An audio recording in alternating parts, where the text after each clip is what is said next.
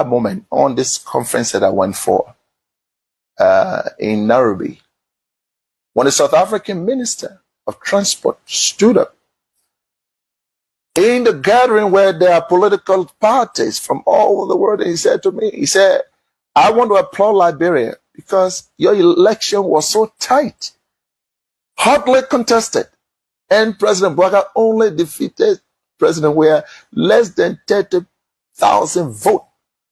And yet, President Weah conceded. He said, you people should continue that democracy. I was proud. I'm going to say anyway, therefore, President, we have to concede and keep our democracy on the path it is. It's something, of course, I'm proud of, and I'm happy he did that. I will praise him any day for that, because not many Africans can do that. Look, let's stop all these political norms. When people do something good, praise them. He could have stayed in power like other people. Yes, he could have done that. When President Bouaga, Martin Luther King said, I have a dream. Barack Obama said, change, yes we can. And I, George Weah, said, power to the people. Yes, we must. Fellow citizens, get ready. Hello? Yeah, hello, you referring to me, right? Yes. Oh, okay. Yes, greetings to everyone. Welcome. I'm Teddy Taylor Lion Yankun. So, fellow Liberians, I'm based in home and Fargo, North abroad, I'm Dakota. sorry, I I serve know as the it has not been DCO, easy technology, the but DCO for North what Dakota we're about to display for to many you years. tonight is Well, a conversation I'm with the all of only the independent candidates. As you may candidate be in this aware, race. the I'm not in Cdc-Usa a will be camp. having her I'm not national on any convention. ticket. That will be I from chose this the path, even 29th though of July to there was a August team that reached 2nd. out to me, So tonight Team Oluso we are Greer, having a but conversation because with all of I'm the keen candidates, on trying the to know process of them and have a kind reconciliation of interaction. So I will be to bringing you help a live bring people conversation. back One will together. say a So I debate. chose the We path to call be an this a independent conversation in the candidate CDC, where we will in order be, to put me in the knowing position, the to keep me in the candidates and position, etc. So again, I want to welcome each and in every one order of to you not, to the broadcast, be attacked or while attack we anybody, present to you fight the anybody, candidate conversation, or one would because say the the candidate importance debate or the candidate of conversation of reconciliation the for this CDC party USA. So all of and you CDC, are welcome, and you can join us the as party we as do this whole together. kind of depend on this chapters of the party CDC USA, be it financially and other, empowerment. So I'm looking in the future to bring the party together. Any team wins or anybody wins. I'm waiting to work with them as an independent candidate. I'm keeping myself in a position to help revitalize the party, to develop CDC USA, to reach across the aisle, to talk to comrades in order to come back on board. I'm not just talking because I just want to talk, because I'm one person in the entire CDC from the diaspora that controls groups in Liberia, Nima County, District Number 1, Grand Crew County, and I have strong affiliation with the youth wing of CDC because I'm keen on the developmental process of the party. And I make a lot of sacrifice in this regard. I'm not just want to talk because I want to talk. To prove it, I have already reached across to Canada, Australia. I've been discussing with people there. If you ask the chairlady of Canada, she will tell you, and I will have a project for this party. One person who very much vigorous in doing my job. I can knock my chest. In the entire election, I have a strong leadership in the great Nima County, which I recruited my guys from the Nima University. And the leadership stay intact. And those are Atlanta guys who carry on strong campaign in Nima County on behalf of the party. in the district where Prince Johnson went and Rick tried to seize ballot boxes, or because of the campaign my group took carry on. So I'm Teddy Lion. I'm a lion by intelligence. Now I'm being, physical to harm anyone. And I have a very strong, will in terms of loving the party. I love the party, and I believe in the manifesto of the party. And I believe that President Weah should come back. I'm waiting to work. I'm single. I don't have kids, anybody behind me. So this time around, the reconciliation process and developing chapters around the US and liaising with Canada, Australia, and other parts of Europe, I'm waiting to use my resources and the party to help me as well to travel at any time to develop chapters. And in doing so, that will help bring us together. That way, I'm waiting to travel. I'm waiting to communicate. And one of the seditionists who having a very strong skills of communication when it comes to reaching out to people. Provided by getting the database, the information of seditionists, I don't have to be a personal friend. I can call you by surprise, and I'm waiting to demonstrate all what I said from my guts. I'm a lion, and I'm waiting to demonstrate what makes me a lion by intelligence. Thank you. Thank you very much. Reverend. Yes, sir. Reverend Moyne, do we have other candidates in? Because I want to switch topics now. You have Patrick Mawolo. Okay. We have Troco Monga for Secretary General position. Patrick and Troco. The two of them for secretary or what? We have the chaplain. No, Patrick is for. Troco is for the position of. Troco is for the position of secretary, and Patrick is for the position of deputy secretary for planning, policy, and research. We also have the chaplain, Prophet Princess K. Amina Mo. Okay, so we'll go to because since we want to end reconciliation, we want to go to the chaplain, because that should be part of our responsibility. So, Madam Chaplain, welcome. Thank you. Greetings to you all. What am I already calling Madam Chaplain? Sorry. Madam Mo, welcome. Thank you. It's already Thursday. Greetings to you all, distinguished convention committee, fellow candidates, honored delegates, esteemed elders, and members of the mighty Congress of Democratic Change. My name is Prophetess Princess Moore Johnson, and I stand before you today with humility, gratitude, and a deep sense of purpose as I seek your support to serve as the national chaplain. It is a privilege to address this great gathering of dedicated men and women who have committed themselves to advancing the vision and values of our beloved party. I believe that leadership begins with integrity, service, and a heart that seeks God's wisdom. In terms of reconciliation, our work to create an environment where every member feels heard, respected, and valued. I understand that political organizations can experience disagreements, misunderstandings, divisions, but those differences should not destroy our unity or weaken our common purpose. As the national chaplain, I will encourage peaceful dialogue, forgiveness, accountability, and mutual respect. I will make myself available to listen impartially to members who are in conflict and help guide them toward understanding and resolution. I will not take sides based on friendship, position, or personal interest. My responsibility will be to promote fairness, healing, and unity within CDC-USA and Liberia. I will also organize prayer sections, reconciliation meetings, and private mediation where necessary.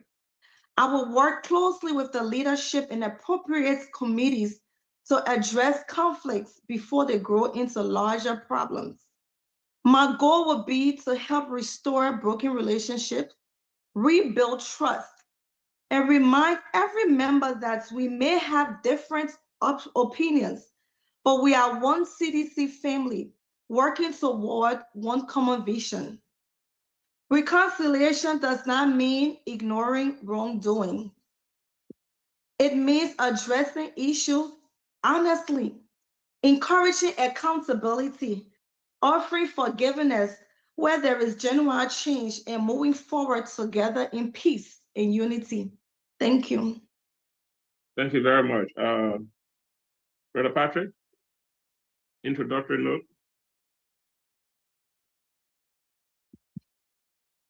Yeah, just a moment. All right, stay adjusting. Trokon, introductory note. Thank you so much. My name is Trokon Mongai, and I'm from the great state of Minnesota. I have my background in mathematics and economics, and I am proud to associate with Team Sources. Distinguished colleague, contestant, members of CDC USA, I'm vying for the position of Secretary General. And just to weigh in on the question relating to reconciliation, I think the first step in ensuring that we actually reconcile our party is to ensure that we sit around the table and conduct a process called organizational introspection or meta-connection, wherein we are going to sit and think about what role, where we are. I'm sorry, Chief. Yep. We got our people in Liberia also following the feed. I beg you. Can you please come on? Let's come down some more, yeah? Thank you so much. Keep the English to first grade level. Thank you so much. Yeah, I'm sorry. Yeah, so what we're going to do is to ensure that we sit around the table to determine what exactly caused the challenges that led us to not winning the election. And then we can all collectively, with the people from, whether you're from the interior, you're from the city, or what have you, determine what are some practical steps that we can put in place in ensuring that we derive a people-centered agenda for the party. And the reason why that is important is because the Congress for Democratic Change is the beacon of hope for the Liberian people. And the Liberian people see the CDC as their only means through which they can get emancipated or free from poverty, brokenness, pennilessness, or what have you. So after that is done, and we have derived that practical solution to the Liberian people problem, we are then going to reach out to other friendly political parties and actors to see how best we can try to build a long-lasting relationship. And based on the initial process that we have conducted by bringing everybody on the table, we are then going to learn from that process and ensure that we are not just building relationships, but we are learning how to maintain those relationships, because it is cheaper to maintain relationships than building new ones. So we are going to invite people on board. We are going to treat them with respect and make sure that we are all working together for the Liberian people and not because of popularity or what have you. If that is done, we are going to be working towards a common goal.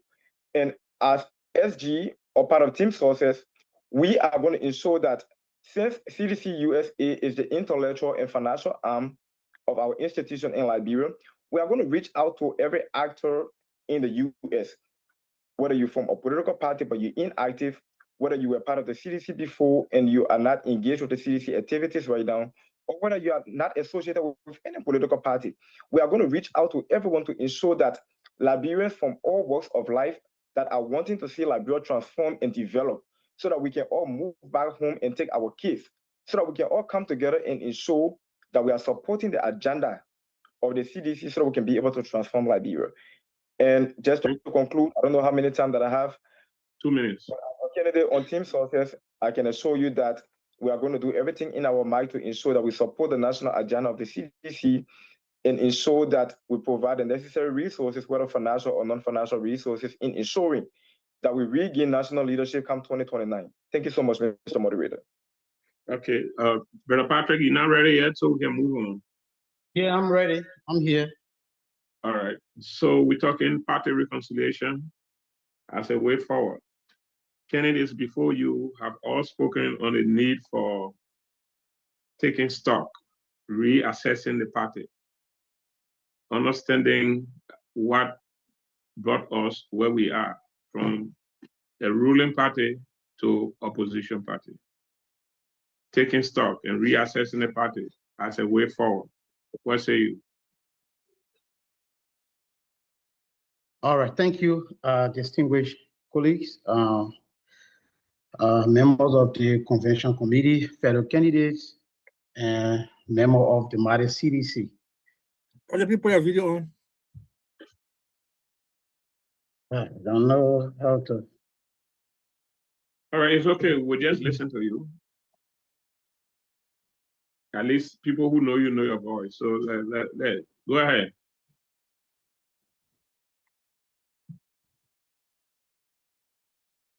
Okay. There you go. Hold on, it just slipped away. No, you're on. We can see you. At least I am seeing you. Okay. So, all right. So it's a little static though. Is it clear now? All right. No, it's clear, but it looks like you're frozen. Is it clear? I'm hearing you, but I'm not seeing your lip moving. I don't know, but all right, but it's okay. It's okay. At least clearly. Yeah, we're hearing you. We're hearing. Go ahead. Forget the video. When your time finish, you can adjust it better. Yeah. So, all right. So, fellow colleagues, my name is Patrick Mawolo, and I respectfully seek your support to serve as Deputy SG for Research and Records. And just for the record, in today's world, successful organizations do not rely on assumptions. We rely on facts, research, and accurate records. The Office of Deputy SG for Research and Records play a pivotal role in preserving the history of our organization, supporting informed decision-making, and ensuring that our leadership is guided by reliable information and records keeping. Under Team Success Dennis, that we believe in, we understand that knowledge is power. That is why Team Success Dennis is full of capacity that are reliable to spearhead the institution of the Cdc-USA. If elected, I will work to modernize our record-keeping system, improve organizational research, preserve our institutional memory, and timely information, and provide timely information for us, for the institution. Together, we can build a smarter, stronger, and an effective CDC-USA. Distinguished fellow colleagues, the future belongs to all of us, and if we make CDC-USA a vibrant institution, the responsibility of the Office of Deputy SG for Records and Research will work extensively to make sure that documents relating to our institution are well preserved. We are also going to be responsible for preserving institutional memories. We are also going to be responsible for organizing information. So Brother Patrick, yeah, that's a discussion we'll come to, leadership in CDC-USA. So what we wanted to conclude on the unity, and I'm not unity, the peace and reconciliation part. We'll come to leadership in CDC-USA, where we want to know how you all will perform in a way to get CDC-USA stronger. Yeah? Okay, I was not really getting you too well. Okay, look, my video clear now? Yes, it's clear and it's active. What's your question again? No, I was saying you were into the next round of discussion on inter-party affairs. So, intra-party affairs. We will come to the leadership part. We're just talking about party unity. All right. So what I said to you was that speakers before you have all agreed that there's a need for us as an institution to assess and reevaluate ourselves. All right? As we move towards 2029, how can we enhance peace and reconciliation in the party to ensure that we are all on board? All right. So firstly, as member of Team Success that we believe in. But let's be clear though, I know you affiliate with people in this campaign, but the Constitution does not recognize teams. Because all of you are individual candidates. So let's keep it within the realm of the Constitution. Candidate, yeah. All right. So as an individual candidate with a focal mindset to rebrand the CDC-USA, it is with my ardent hope that if I'm elected as Deputy SG for Records and Research for the CDC-USA, I'm going to make sure to lobby along with the elected officials or the elected leadership so that we can firstly bring people on board, especially those who have mixed feelings, disenchanted, and that will be our foremost focus to bring unity among us because we know unity is strength. So when everyone is on board, we can have an effective organization or institution. So with that, I know we can achieve our bigger goal. All right, thank you. So we move on to the next. Reverend, do we have newer candidates coming in the room? Alita Gwan, the candidate for the position of youth. All right. So we'll just move on to the next discussion, starting with Carl. I'm also here. Alfonso Declan. And I'm also here, Reverend Moore. Who, Amos? Correct. Amos, you are going to prepare yourself. When will you prepare here? I prepare. As you see my camera. All right. So Alfonso Declan is running to be the vice chair of investment and finance. So, fellow Liberians, some and abroad, watching tonight is a conversation with our members of the CDC-USA that will be vying for positions, in this coming convention. Yes. We have about 25 candidates that are vying for various positions. So it's wonderful. So those of you who are watching us and wondering on what is happening, let me just Kofa. Let me see. Down. Is it vice chair? Just a minute. Yes. Let's see if we can lower this. So currently, fellow Liberians, some and abroad, those of you who are watching us, you may be wondering on what is actually happening. What is happening is members of the CDC-USA who are vowing to take on leadership position. They are having a conversation tonight with the committee.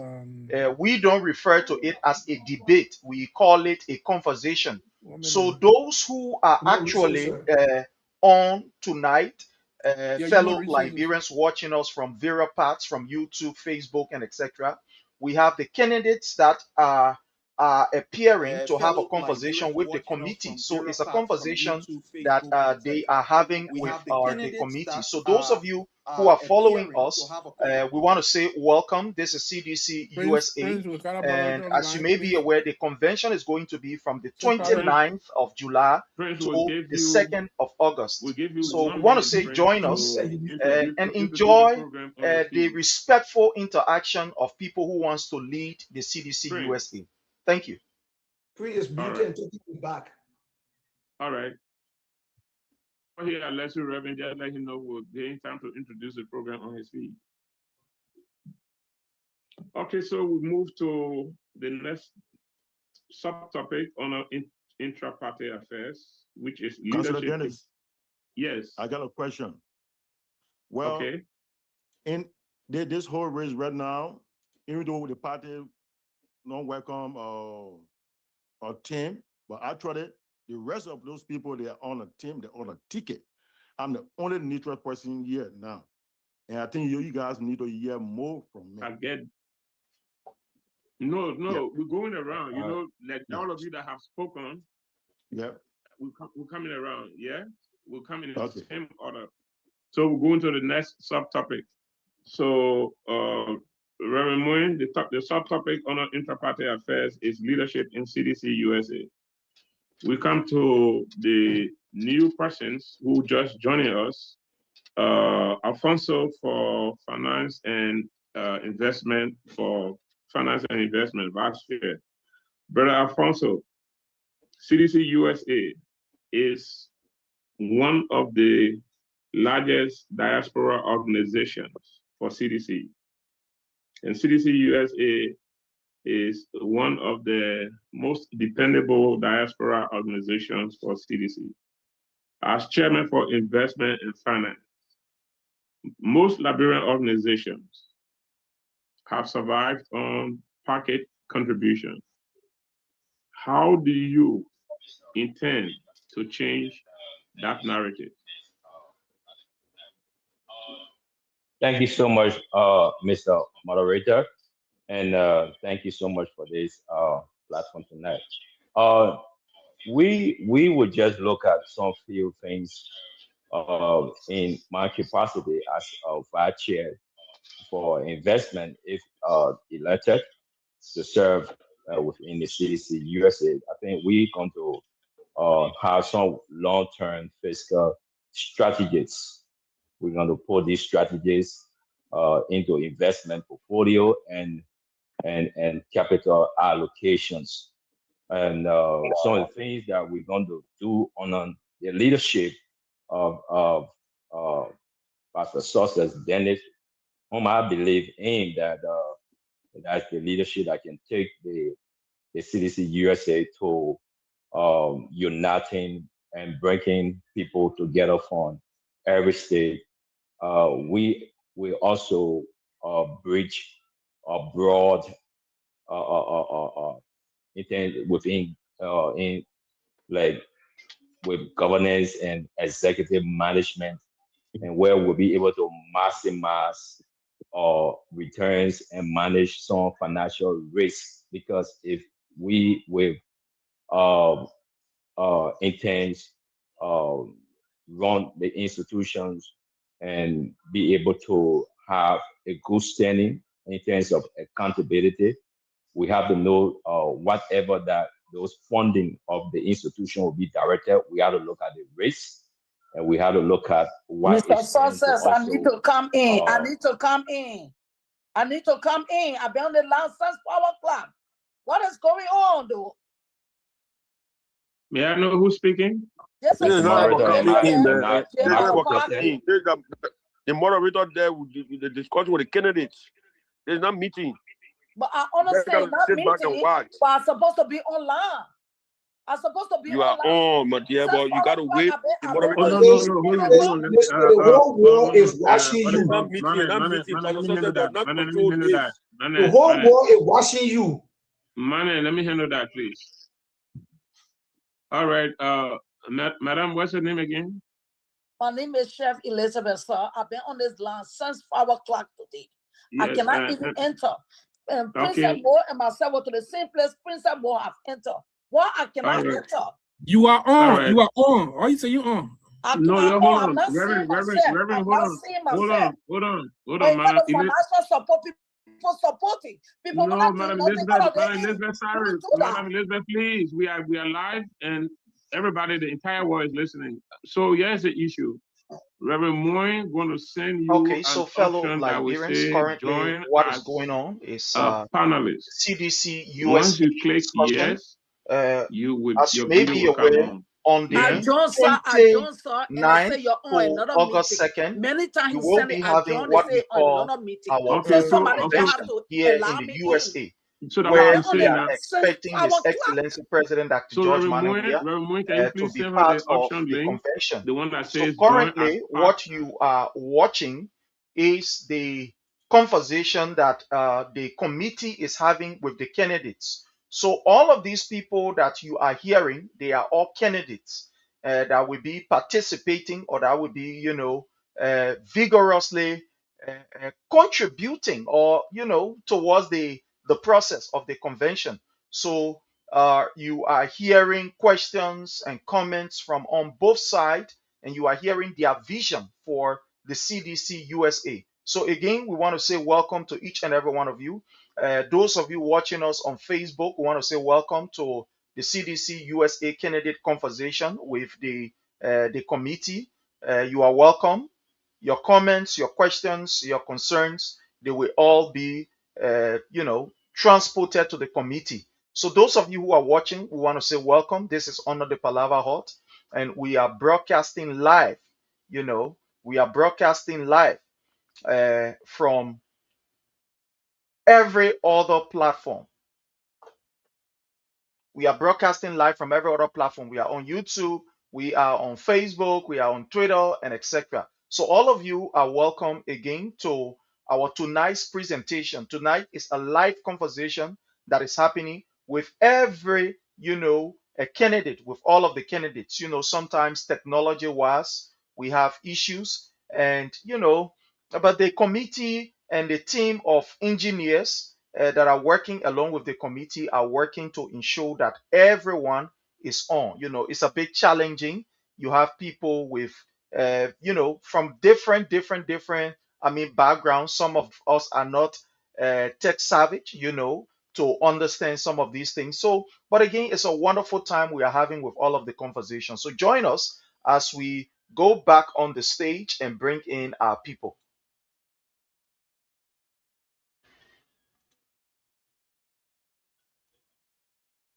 Hijack and almost lost my thought.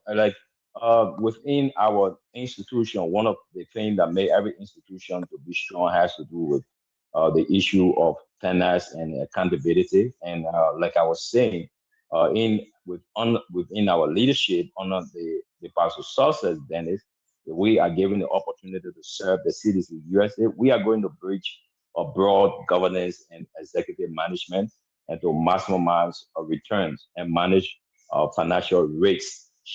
So currently we have Honorable Afonso Dekla. He is running for the position of Vice Chair for Finance and Investment of CDC USA. So he's just giving his platform, how he intends to work in order to ensure that things, work better for the CDC USA. So that's it. Chair.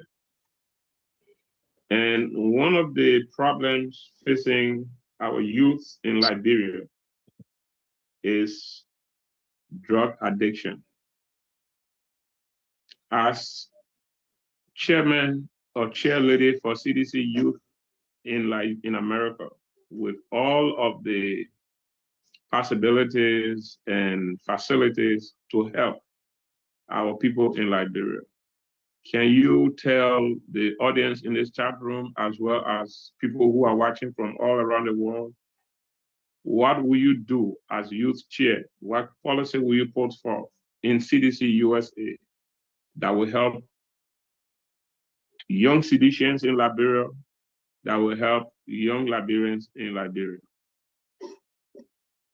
Thank you, Mr. Moderator. I firstly want to address, to greet the National Executive Committee of our party listening all the here tonight, to our listening audience, Mr. Moderator, the OIC of CDC USA, Mr. Moyen, and other officials listening to all in our fellow audience from all around the world.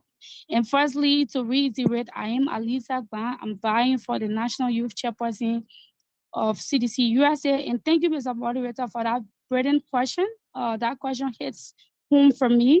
What I intend to do as the National Youth Chairperson of CDC USA, I intend to connect both the youth league from Liberia to the United States in a direct communication format, which means the youth league in Liberia can fully access the youth league in the USA, where we can sit into you retreat where in the youth league members when the diaspora can go to Liberia where we can sit to address the drugs crisis.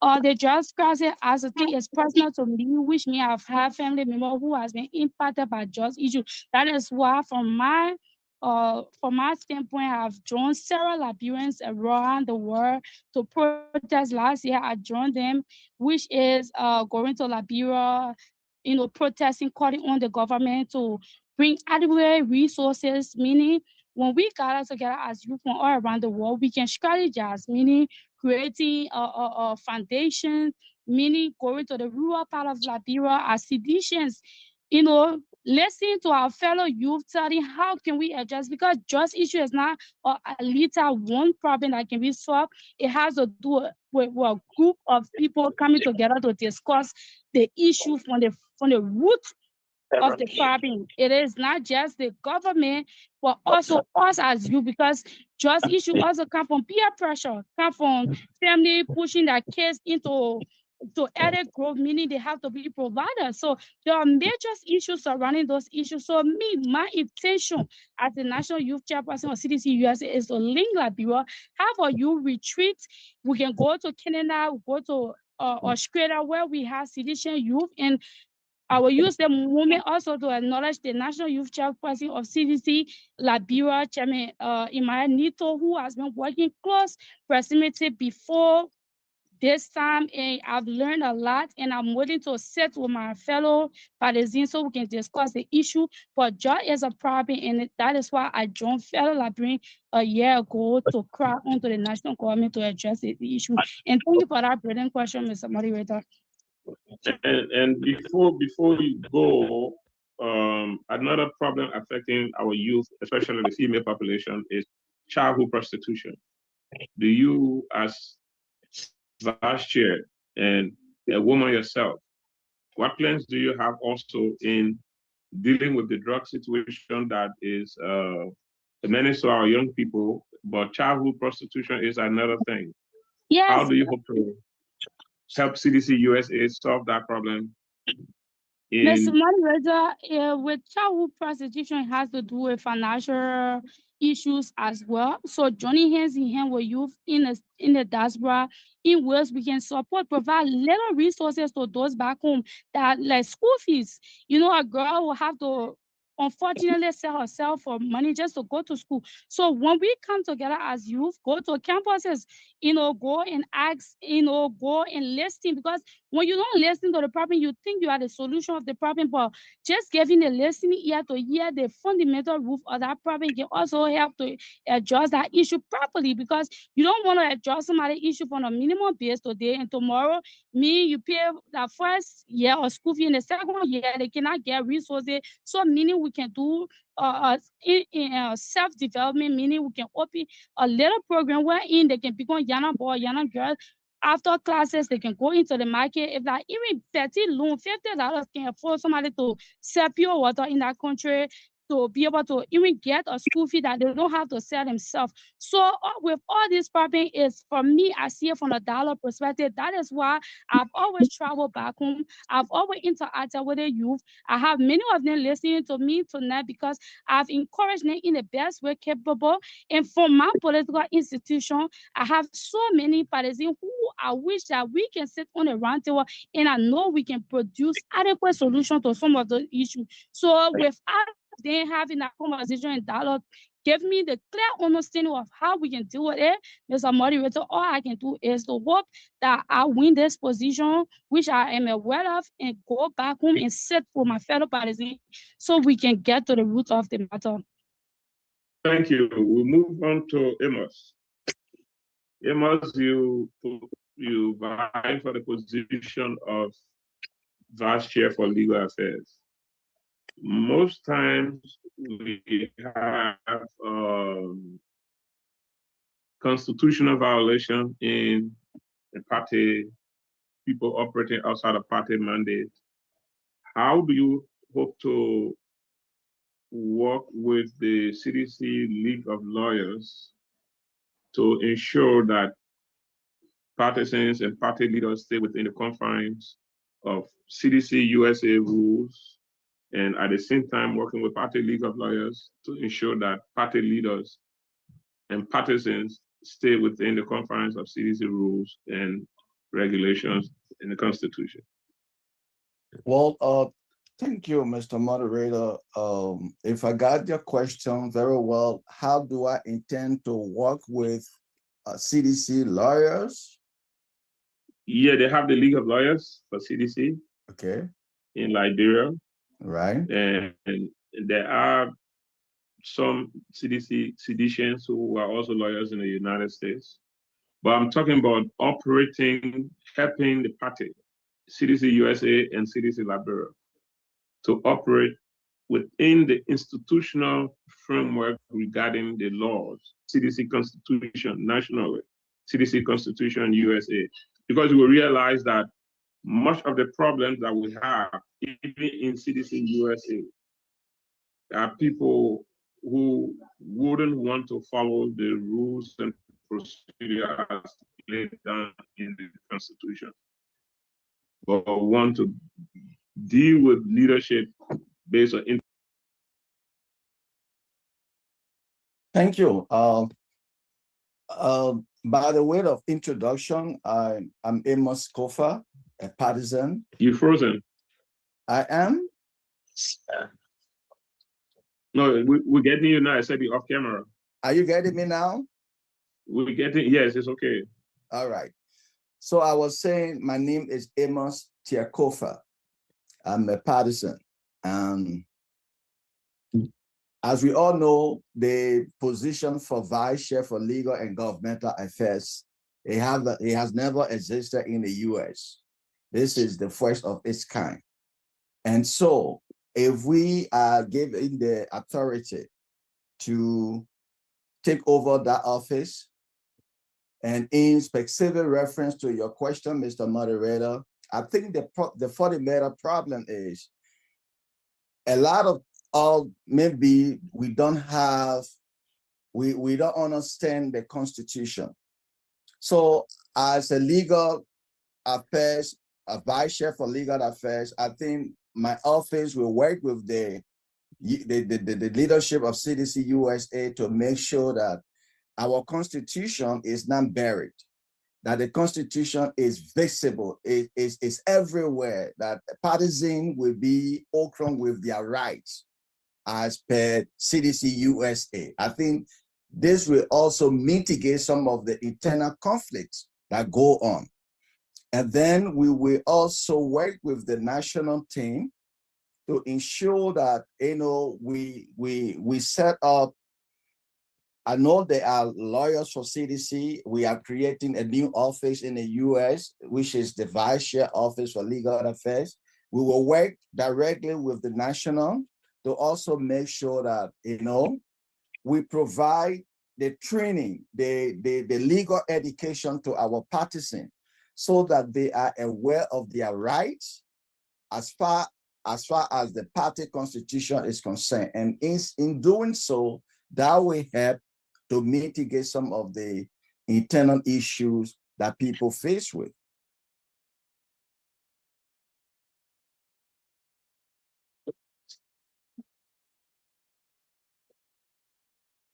Okay, Mr. Kofa. So one thing I wanted to ask, one of the things, Mr. Kofa, can you hear me?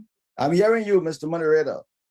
Okay, so one of the things that CDC-USA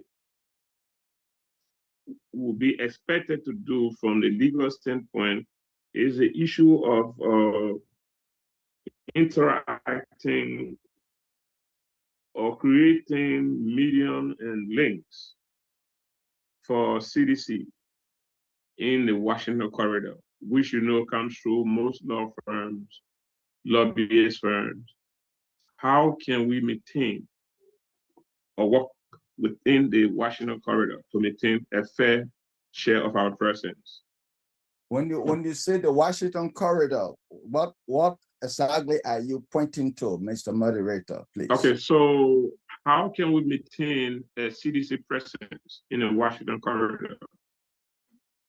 All right, so meaning Washington DC corridor.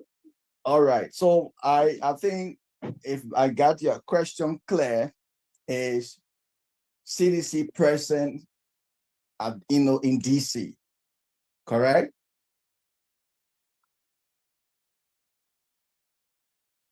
Are you getting me, Mr. Moderator? Yes. Not presence in terms of opening an office. Yes, I'm hearing you. Not presence in terms of opening an office, but presence in terms of maintaining a relationship. I agree. How can we maintain that? I agree. And one of the things I intend to do as the vice chair for legal affairs is also to increase the presence of the Congress for Democratic Change by working with other well-meaning partisans who are also legally grounded in the US to ensure that we can engage through the office of the vice chair for legal and governmental affairs, engage Washington, meet with congressmen to increase the presence of the Congress for Democratic Change, and also raise, and not just meeting, but also raising issues that affect Liberia at the Washington level, such as constitutional abuse, the abuse of rule of law in the country, things that are going on that they that's governmental affairs. We'll come to that, but we're dealing with strengthening party leadership. No, I'm talking about legal issues. I'm not talking about government issues. All right. The abuse of rights are legal, and those are things that we can take on the government on that will also increase the presence of CDC at Washington. Okay. All right. So we come to Brother Success, the candidate for chairmanship, CDC-USA.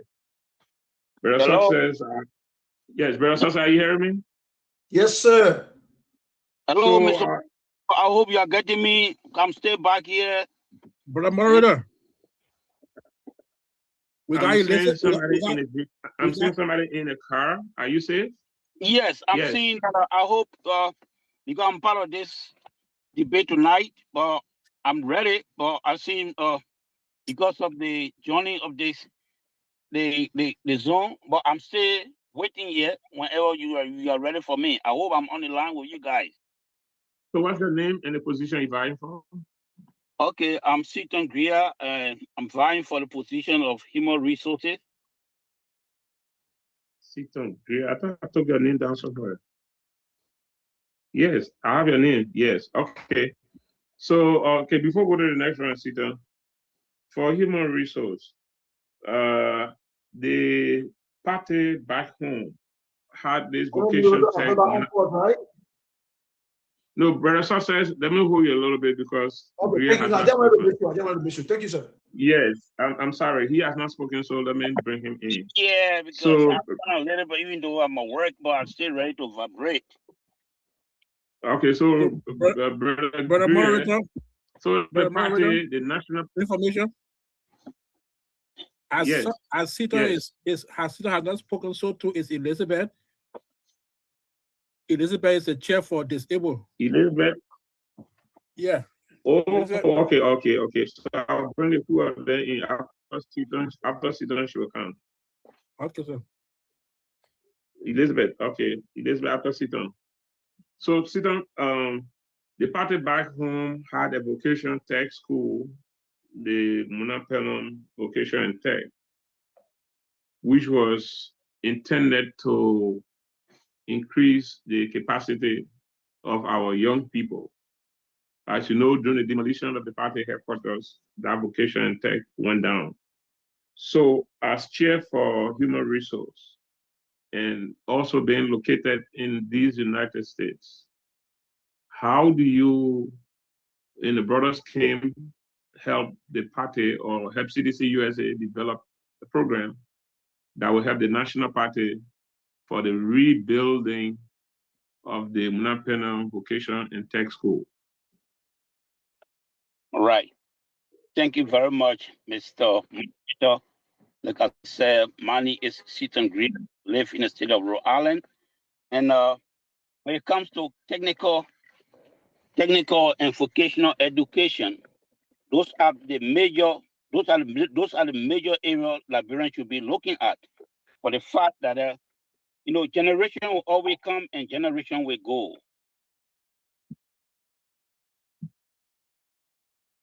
You're frozen. Mr. Kriya, you muted. You are frozen, Brother Green. All right. While you're adjusting, we'll move to Elizabeth, who is vying for the position of chair for disabled affairs. Madam Elizabeth, are you on? Madam Elizabeth, are you on? Is everybody else hearing me, or? You are audible. Yeah. Hello? Mr. Morocco, we hearing you. Okay, because I'm calling Seaton and Elizabeth. I'm not hearing it, so I thought I was having a problem. No. All right, then we'll move on to Brother Samuel. You just speaking by Yeah, yourself. you are very audible. We are getting you. You are audible. All right. So then we'll move. Okay.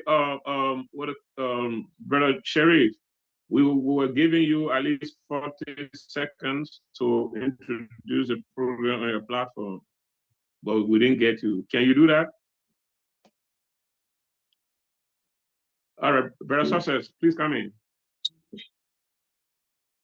Mr. Chair, I'm still here, Mr. Chair, Honorable Presiding. Yes, definitely, we can do that. Yes, sir. Okay. Definitely, we can do that. Seaton, can you hold on?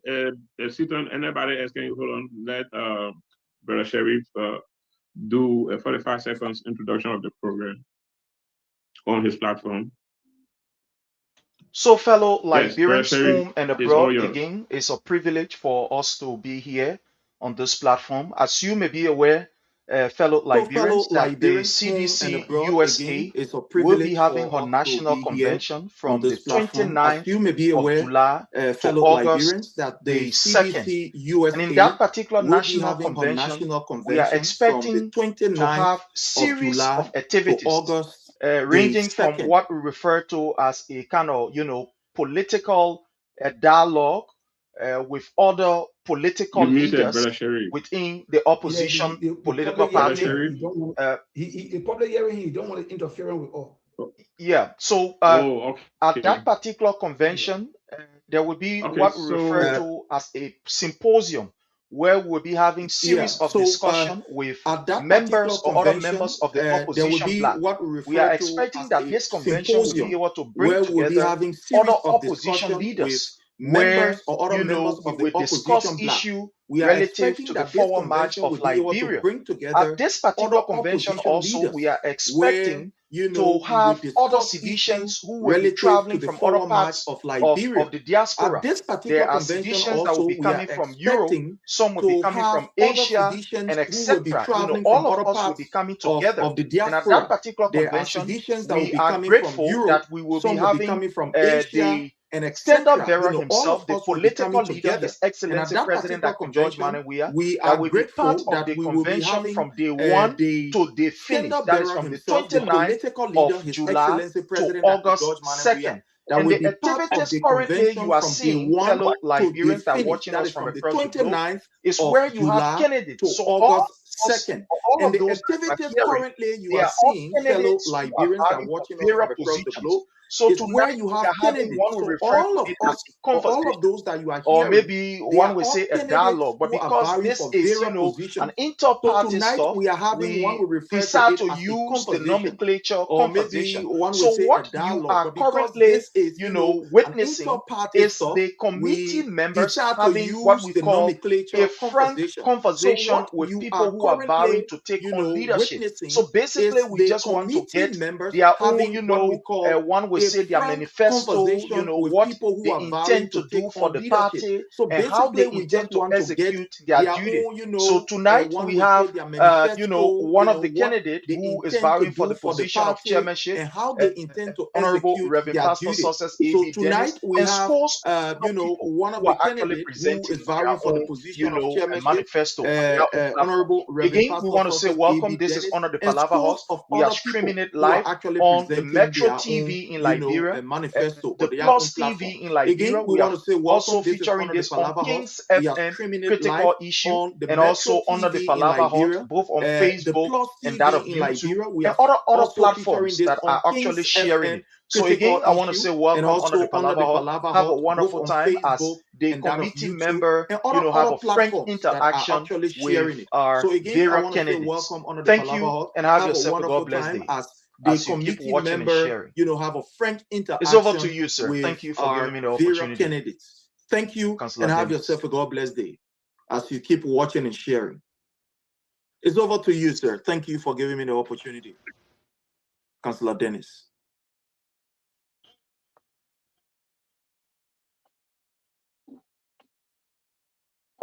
Mr. Dennis is muted.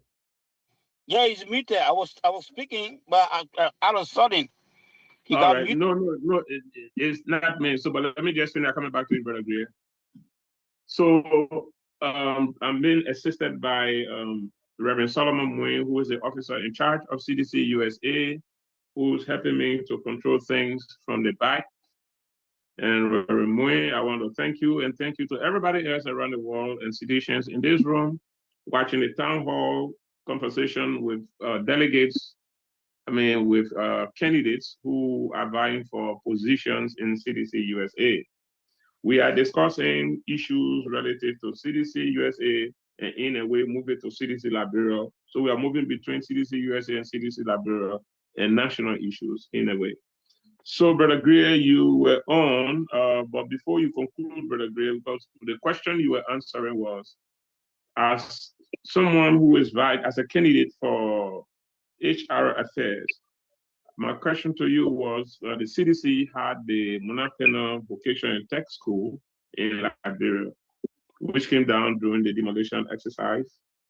But looking at the assistance that school was providing in terms of capacity building of our young citizens, how can you help Cdc-Usa in terms of policy prescription to help CDC Liberia to bring back that school?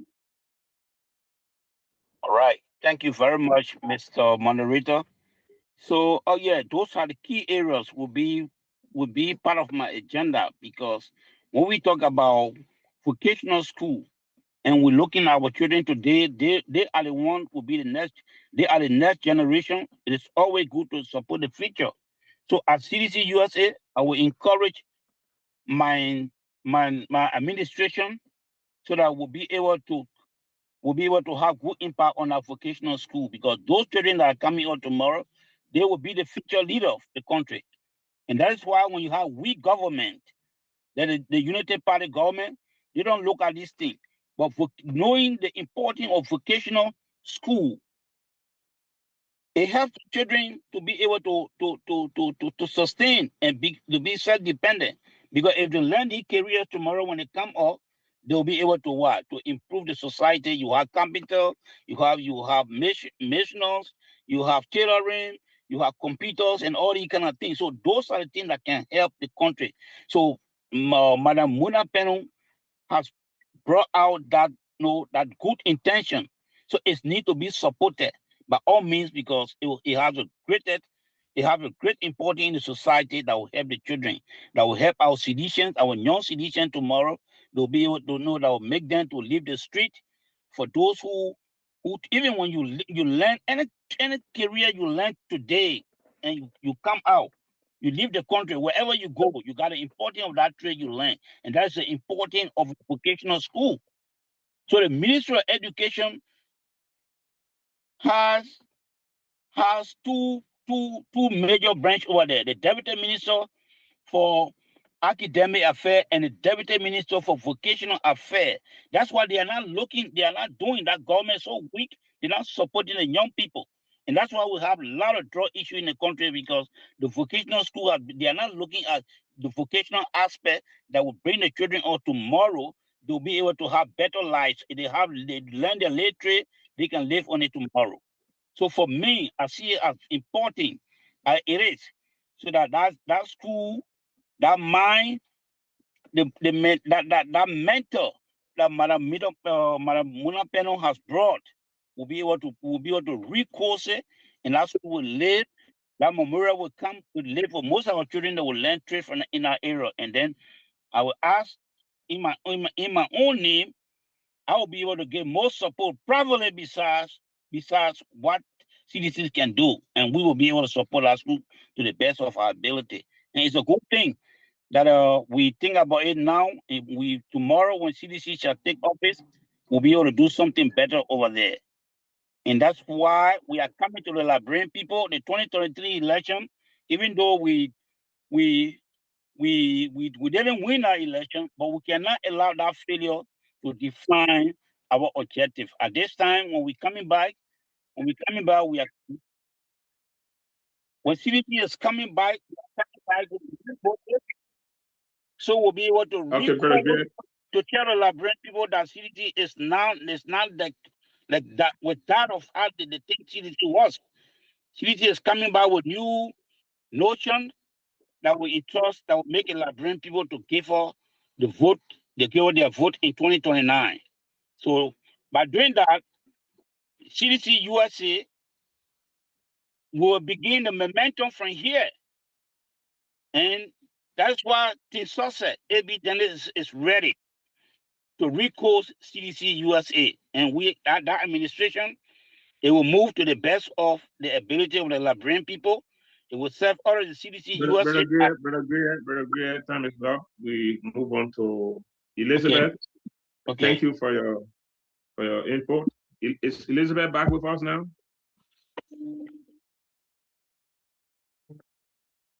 Is Elizabeth back with us? All right, we'll move on. So, Reverend Success, that come to you. As I was reading through your platform. Chairman, I'm still here. This is Chris. Been with him. I don't know if yeah, Chris. Yeah, no, you're right. Chris Chris City. Yes. Hello? Yes. Elizabeth? Yes. Elizabeth, you gotta stay with us now. Respective moderator. Good evening. Yes. So my name is Chef Elizabeth J. Barpaglio. And my purpose of taking this position for disability is movement when I move in this country. First of all, the gentleman who just said about vocation is one of my keys in Liberia. For example, I will come into my area you asked me. Look at Nigeria after the Biafra War, a vocational developed that country. Look at Ghana, it's vocational that developed that country. Look at Burkina, it's vocational. And this is my goal with the disability. The disability, my goals for my job I choose. There's no access for any disability in Liberia. We have 534,000 disability in Liberia, which is half of our population. Our population, we have 4 million. So if you take off 534,000 human beings, is half of our population. They lobby in the street before they can find ends means. Hold on. Say Elizabeth, hold on. Say Elizabeth, hold on. I mean, for those of you in the back, please. Anita, can you mute, please? Can somebody please mute? Thank you. Say Elizabeth, let's go ahead. And my taking this position right now, as I'm telling you, I work. I am taking care of disabled. As a since time, I am a chef.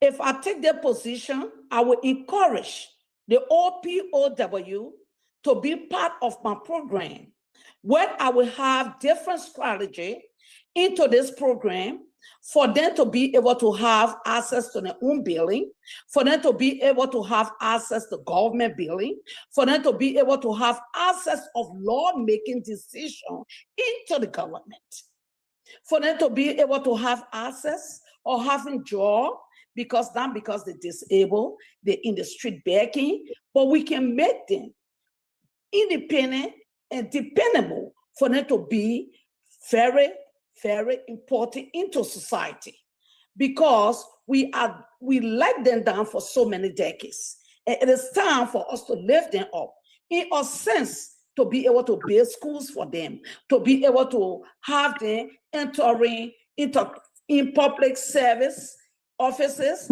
entering in entertainment services, having them having their own schools and having teachers to train them. Also, I will be able to employ workers to train them. But I will make a law, and that law will be able to balance. Two equations will come together, because the employees also need some respect and the disabled need more respect, because we have to have patience, we have to work with them like our own, not disabling them in society and forgetting about them. And the next thing I want to say here, as we Liberians, we always disrespect disabled. Let me just push you a little bit. Let me just push you a little bit. Hello?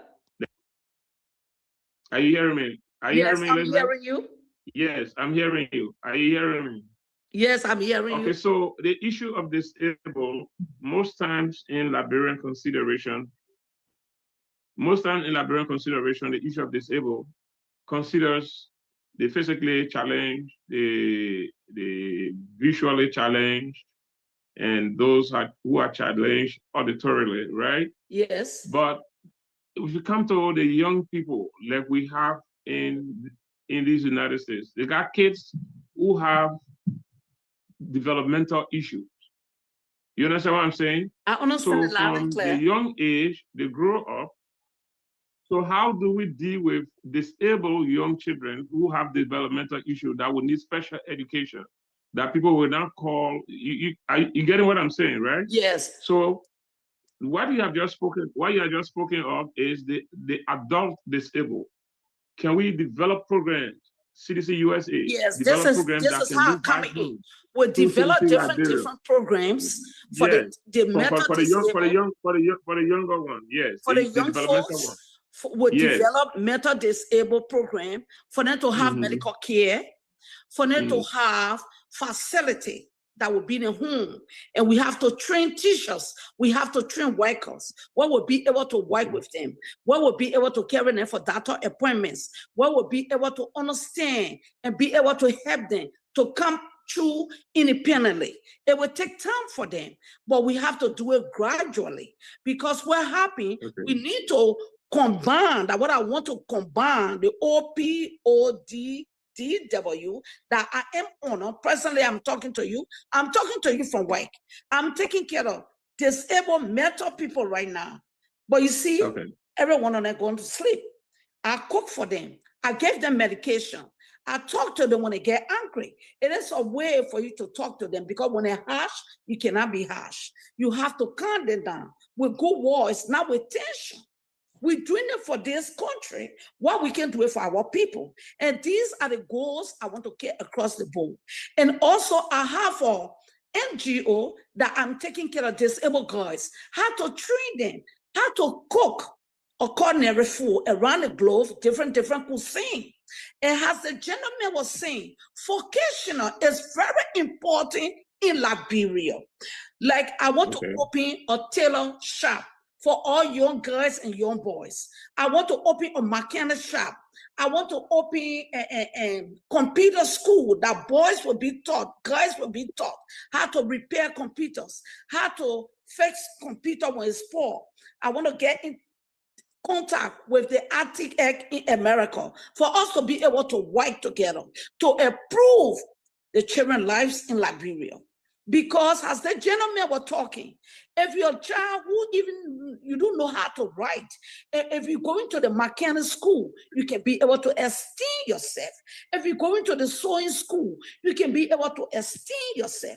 The disabled, we can teach them how to use the computer, how to communicate, how to be part of lawmaking. And we abandon them too long. And this is the time for us to lift them up in society. I'm so sorry, as I'm telling you, I'm coming down with tears, because. So let me hold you there. Let's move on. We come to Chris City, Deputy Secretary for Administration. Chris, are you still with us? Yeah, I'm here, Honorable Moderator. Chris, are you still with us? Yeah, are you getting Chris, me? are you still with us? Yes, are you getting me? Yes, I'm all right, fine. So, Chris, you are the Deputy Secretary for Administration. Yes, I'm asking for that position. Chris, you off? I'm on. All right, so I'm watching you. You are live. Okay, thank you. Thank you. Okay, thank you, Honorable Moderator. So I was just formulating my question for you. Sorry, I was formulating a question for you. Yeah, but can I present? And then you can come in. Can I present for everything for your question? All right, go ahead. Okay, thank you, Honorable Honorable Moderator. Let me say good evening, fellow partisans. Listen to us, both the social media and the pre-media. My name is Chris M. City. I'm vying for the position of Deputy Secretary of Administration. And I hold a bachelor's degree in public administration with emphasis in accounting. And I'm pursuing my master now in hospital administration. But this is my function when, if I'm elected. Firstly, I will assist the Secretary General in Administrative Management, because the SG General is my boss when it comes to the Secretarial Committee. I will also supervise office operations and staff coordination.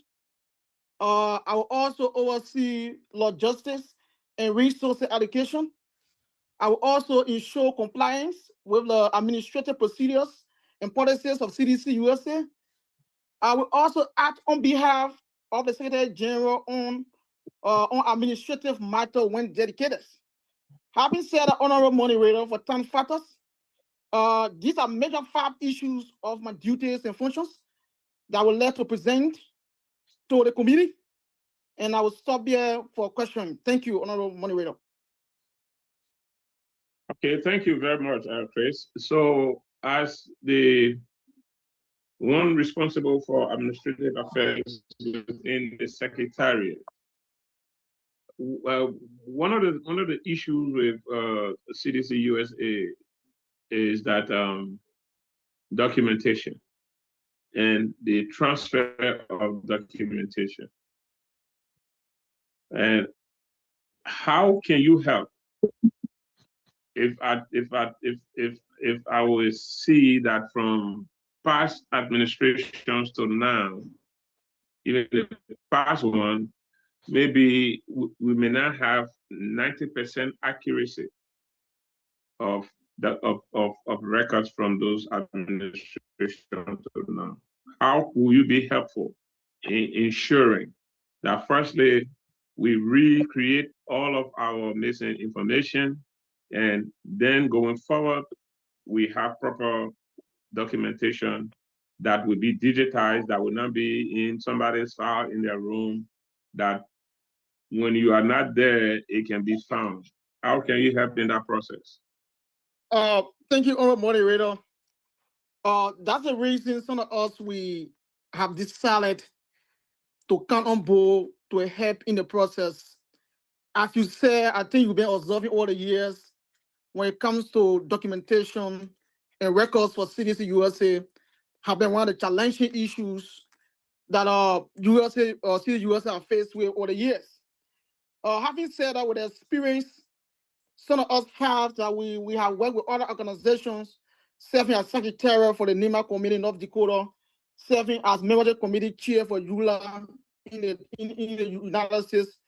with that experience we have, I'm going to help the Secretary General, who is my boss, to create assistant or maybe when in SL depends on which system you want us to use on a platform, that every meeting attendance meetings and all administrative records we have can be kept within our system, that if we are not in office, the next person that will come, they can just have that file accessible to get those records, because taking over this is not just for us, but we're going to put strategic, we're going to put a system in place that the General Secretary now around, the General Secretary around, people, the Secretarial Committee will be able to access those information. One of those things we're going to do, if having Zoom meeting, we call the meeting in a Zoom. For the Zoom meeting, we're going to say, the Secretary going to say, prepare every items, issues that we discuss within the meeting to be documented. Then in our next meeting, the meeting minutes will be posted, so people have access to it. We're not going to do it as secret. That meeting will not be given to the General Assembly. No, we're going to work along with our boss, Secretary General, to document every information, administrative procedures, everything that we have to be documented, to be given to the General Assembly. So we're going to create a file or a system that those information will be kept. It's not just going to be on paper, but it will be kept in a system that if we're not in office, 2, 3 years, 4 years, for a reference to that, will go to that particular information and do research and get that document out there. So there are things that system will create, so we can work along with on the moderator.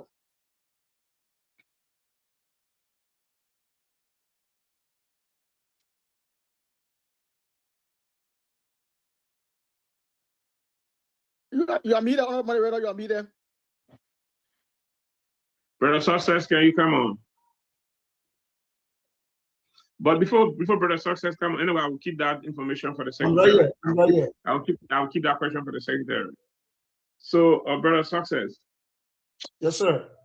I was reading through your platform and I saw you that CDC-USA will keep a better partnership with CDC Liberia.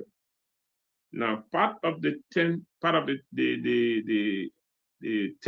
area had been, because when you say partnership, you understand what I'm saying? Yes, I don't know whether the partnership like real partnership or partnership like cooperation with the national party. Because when you say partner, because what has been most of the problem is that CDC-USA most times have felt independent of the national party. And you know it shouldn't be that way. So when I saw partnership in your documentation, it kind of opened my eyes. So are you saying partnership in a way CDC-USA people, past leaders have always thought that it is independent of the national party? Or are you talking partnership as a way of cooperating in a hierarchical way that the national party is the mother party and CDC-USA operates under the direction of the national party? So to begin with, thank you again to you, Mr. Moderator. CDC-USA don't have autonomous right when it comes to CDC Global. We are not an autonomous body. We are there's some distortion in your microphone. You get it?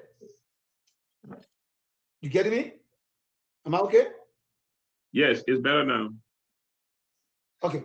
So like I said, we don't have that autonomous, that autonomous power as the CDC-USA. We exist here because there's a CDC in Liberia. And everything we do in the United States, if it's not geared toward the support of the CDC in Liberia, then there's no need we exist. Then our existence should cease, because that is a fundamental reason why CDC-USA was established. Now, CDC-USA, it takes the financial and the intellectual arm of the party. So if we are the intellectual and the financial arm of the party, it means that we in Liberia supposed to work together.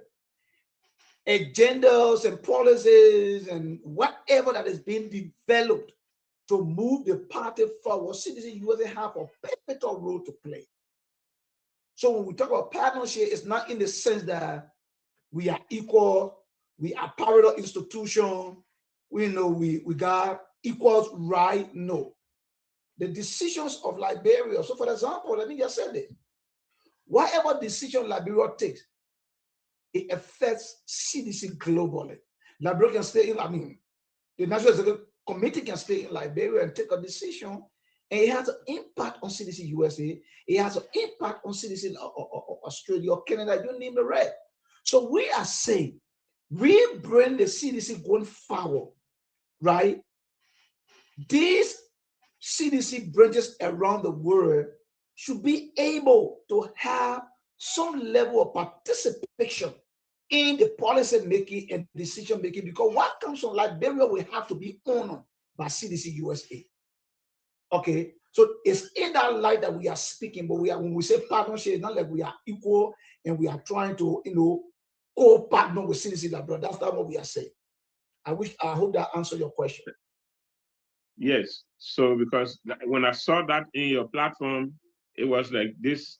I wanted that clarity from you, because that had been a major problem between CDC USA and CDC Liberia, where CDC USA leadership have always felt that CDC Liberia and CDC USA are co-partners. No, it shouldn't be that way. CDC Liberia is the source of instruction. So thank you for that clarification. Mr. Moderator, Mr. Moderator, yes. First of all, I want to appeal to you and your team and all partisan members on this line today, because I think I was speaking to somebody who already interrupted me when I was online. So this is why maybe you guys heard me talking like that. So I am so deeply sorry. Thank you very much. Thank you very much, Elizabeth. Thank you. So Enoch, are you still here with us? You done with me, sir? Yes, because you guys are many, so we just do one of these and then we move on. Yes, I am. Yeah? I'm here, Mr. Moderator. I'm here. Okay, so who is the next person that was for VPO position? I don't want Teddy Yankum. And then Enoch, you are for administration, right? No. Okay, but the question goes to Teddy and Enoch. What would be your this question I'm asking goes to the both of you. You guys can take 1 minute each to answer. So we'll start with Teddy first, but just listen to the question. So they say one tree cannot make a forest, right? Several trees can make a forest.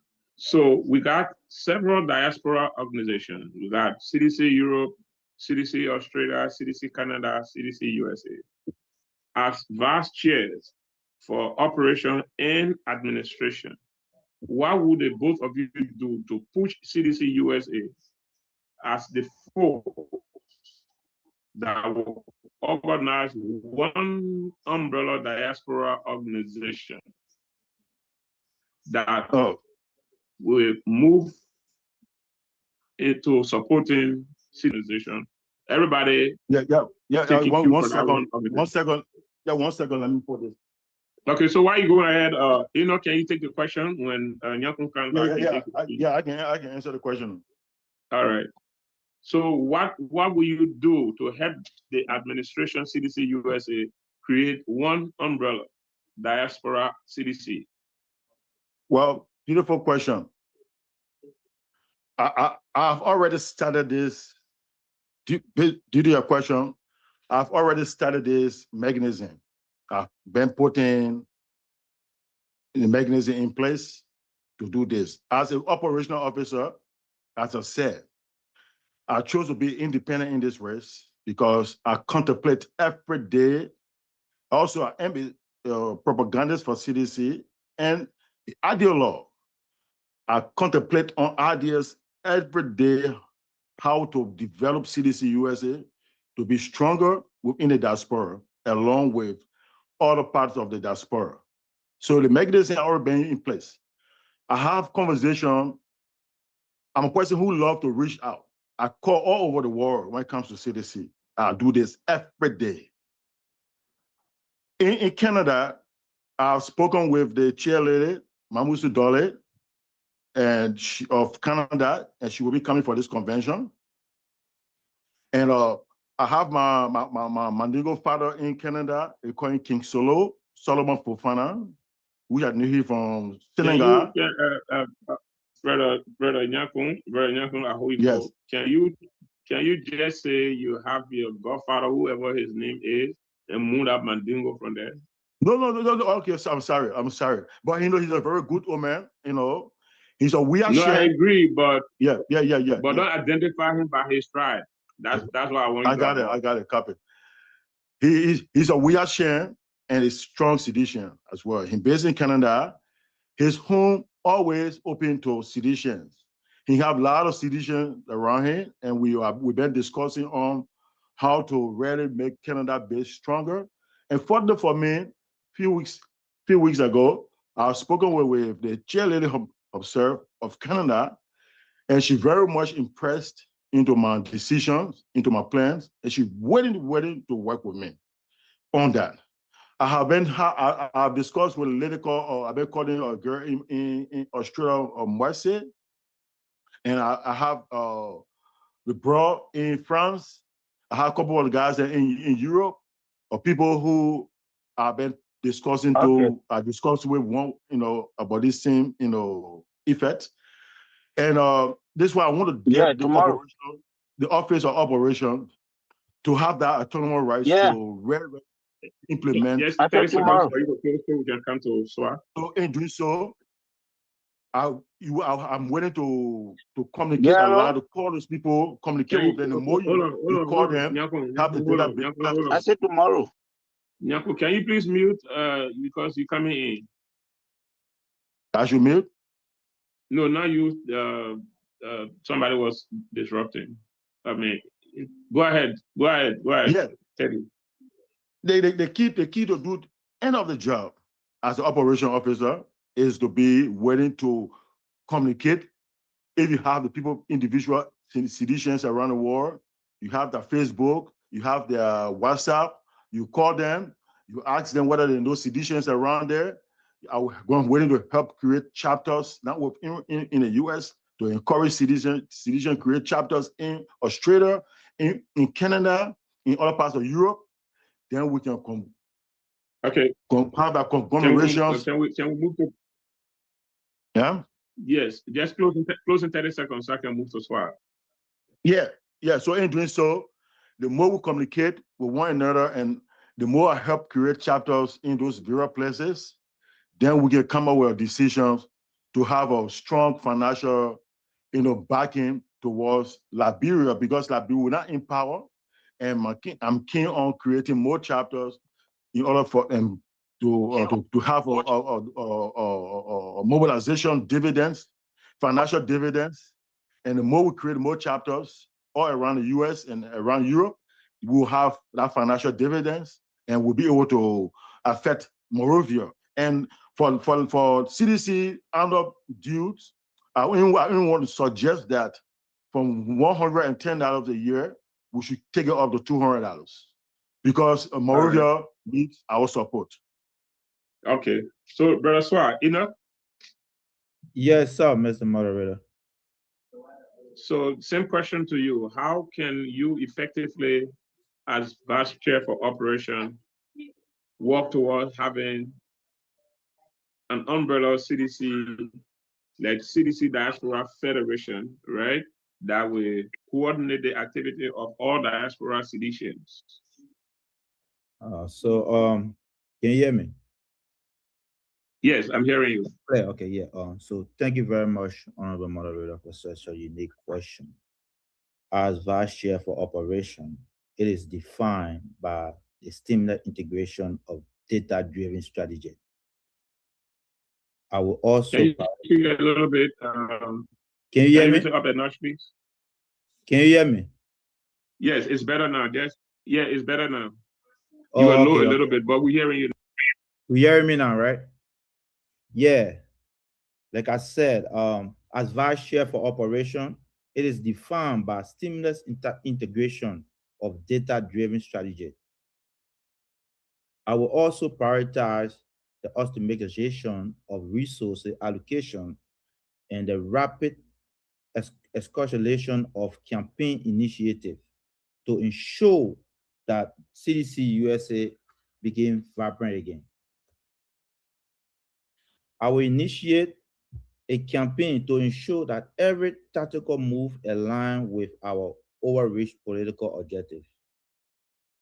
I will also network globally with international partners, civil society groups, as well as CDC Europe, CDC Canada, CDC Australia. I will also network with base.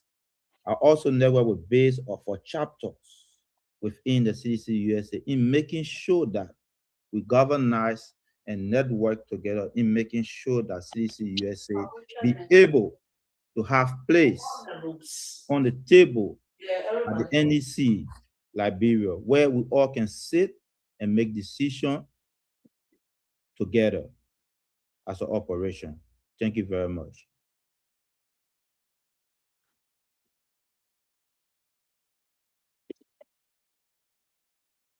Is Trukon, are you still with us?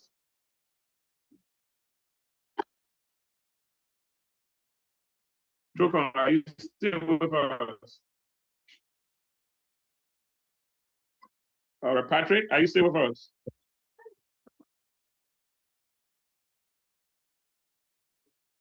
Patrick. Trukon is here. Can you hear me? All right, Trukon, we're hearing you, but your feed is coming. Yeah. Hello? Yeah. Yes, Trukon, I'm getting you. Can you put your feedback on? In front of the store, please. So where you want to go? No, meet me. Trukon, I'm hearing. Trukon, I'm not hearing you. Yeah, somebody All else right, speaking. Patrick, That's why my line not... will not come through. Yes, yeah, but somebody else speaking, so you wouldn't hear me. Yeah, honorable moderator. Okay. Please mute. And I will come right after.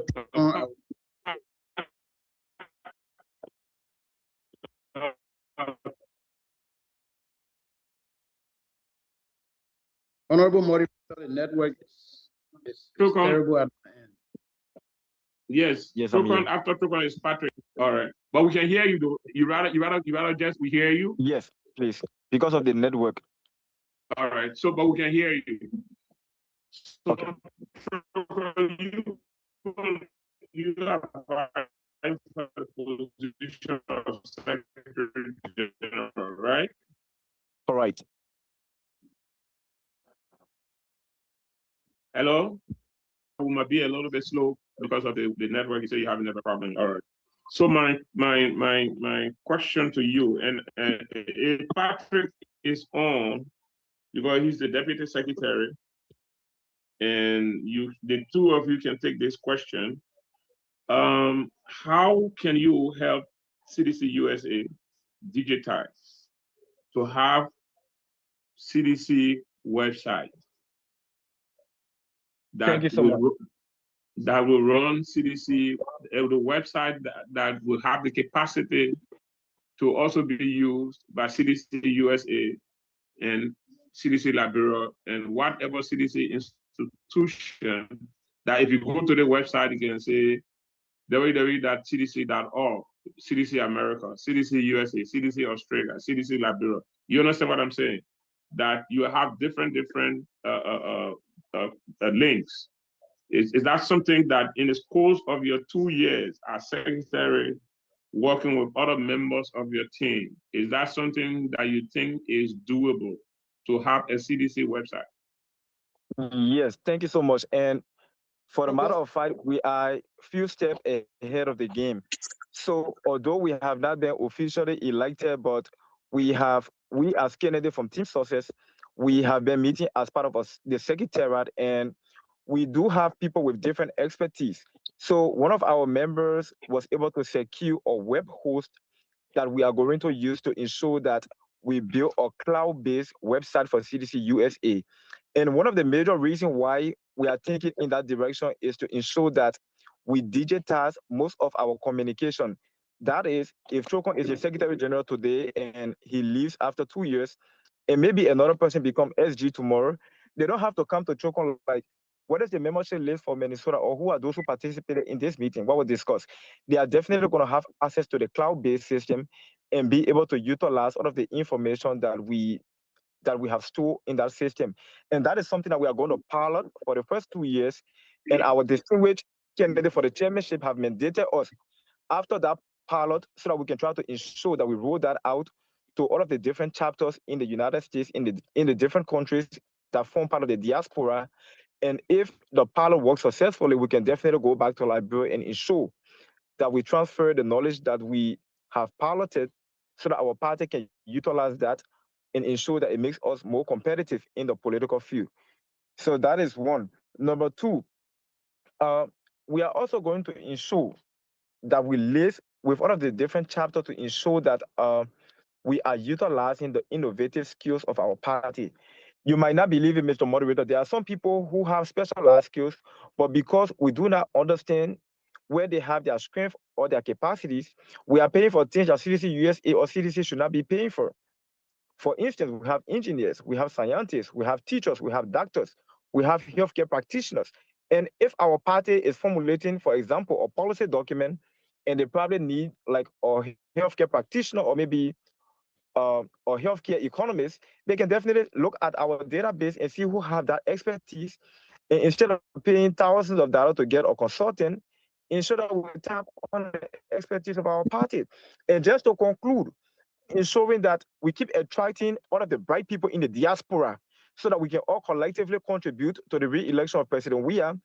Our candidate for the chairmanship have mandated the entire secretariat that within the first year, he wants us to comb the entire United States to ensure that we attract all of the bright-minded young people as well as older people so that we can be able to utilize all of their skills and talents as well as blending it with all of the ones that we already have within Cdc-Usa so that we can be able to get elected. So, Mr. Moderator, to conclude, we are definitely thinking about digitizing the entire communication sector of Cdc-Usa. And if that is done correctly, we are going to roll that out to Liberia and ensure that our party benefit from all of the skills that we have as party. Thank you so much. Honorable Moderator, can I just say something, even though my boss has already spoken, my incoming boss, I can just say something briefly.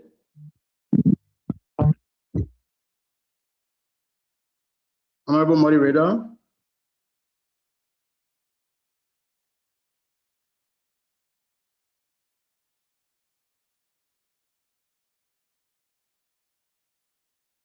Hello. Wow.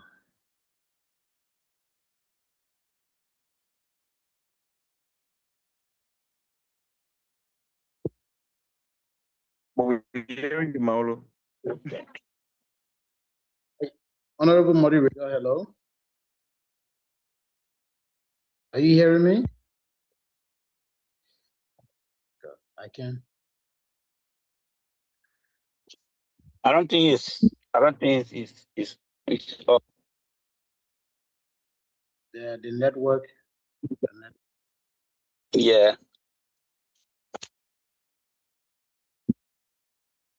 Honorable Moderator, you are muted. It's muted.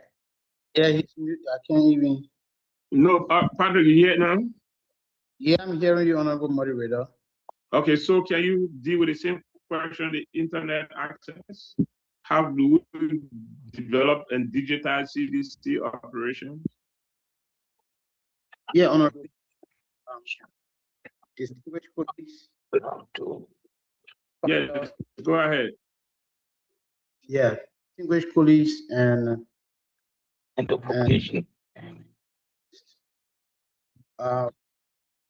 just in continuation of what my boss has just said, my incoming boss,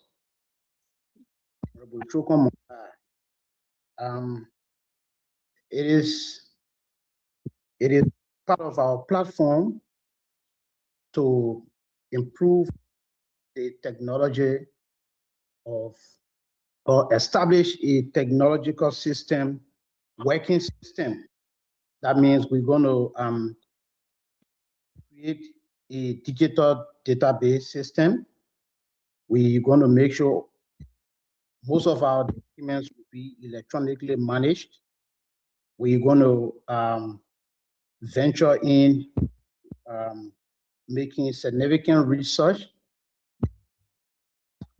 our institution, and we're going to develop tools that will strengthen transparency and organizational development.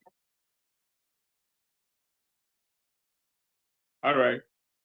So time is fast spent. For us is going to 11 in the US, and I guess is going to 2 or 3 o'clock somewhere around the world. And in Liberia, it's going to 3 o'clock. So we have to be mindful not to keep our people up so late. Tomorrow is Sunday. They have to go to service. And so let's get to, we have a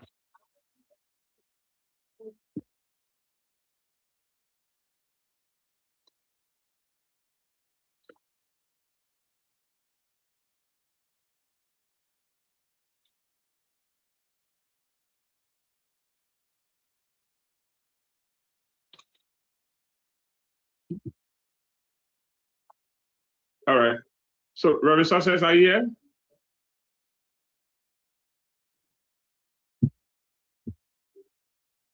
Reverend Success, are you here? Yeah, I'm right here. Right here. I'm right here, sir. All right. So Reverend Success, what I was interested in hearing from you about at this point, and maybe your legal team and the secretary, each of you can come in on this 1 minute each so that our sisters and brothers who are joining us can at least one team and one male watching this process to at least make a comment, and then before we close the program.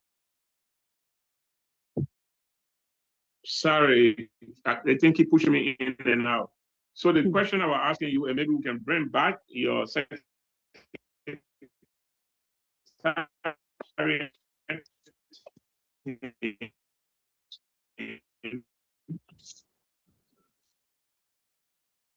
Mr. Moderator, the network is kind of really breaking you in. We're not really getting the question.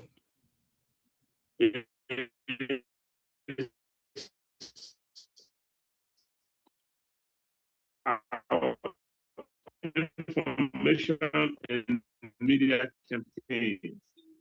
It is very important. You notice while we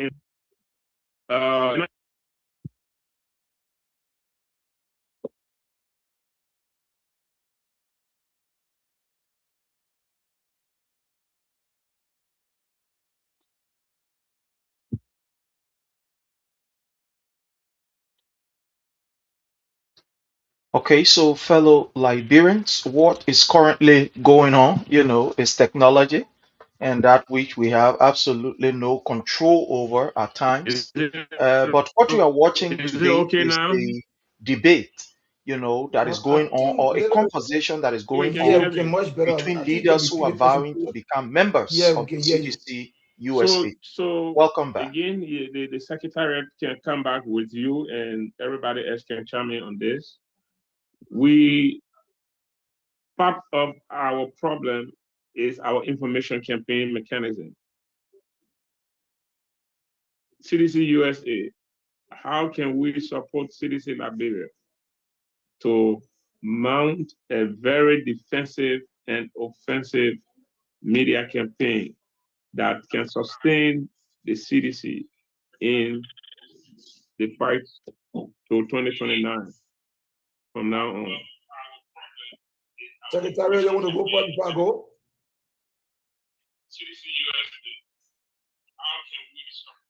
Secretary, you guys want to go before I can go?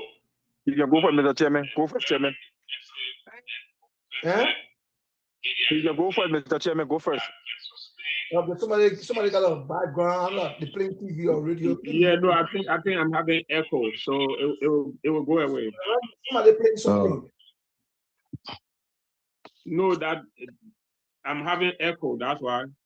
But it's better now, right? No, it's better. Better.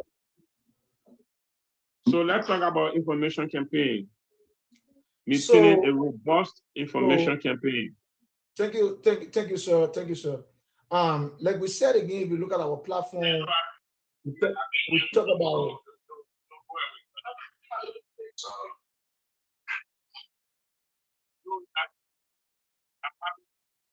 those who are not speaking have to mute, or else there'll be feedbacks. So everybody has to mute if they're not speaking.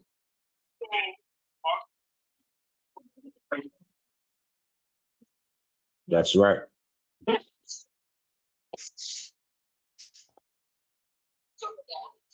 Can we mute when we're not speaking? It's simple to do. Yeah, can everybody just put their gadget on mute, so whoever is speaking, when I get you in, then you can speak, because if we don't do that, we have the feedback and the echo.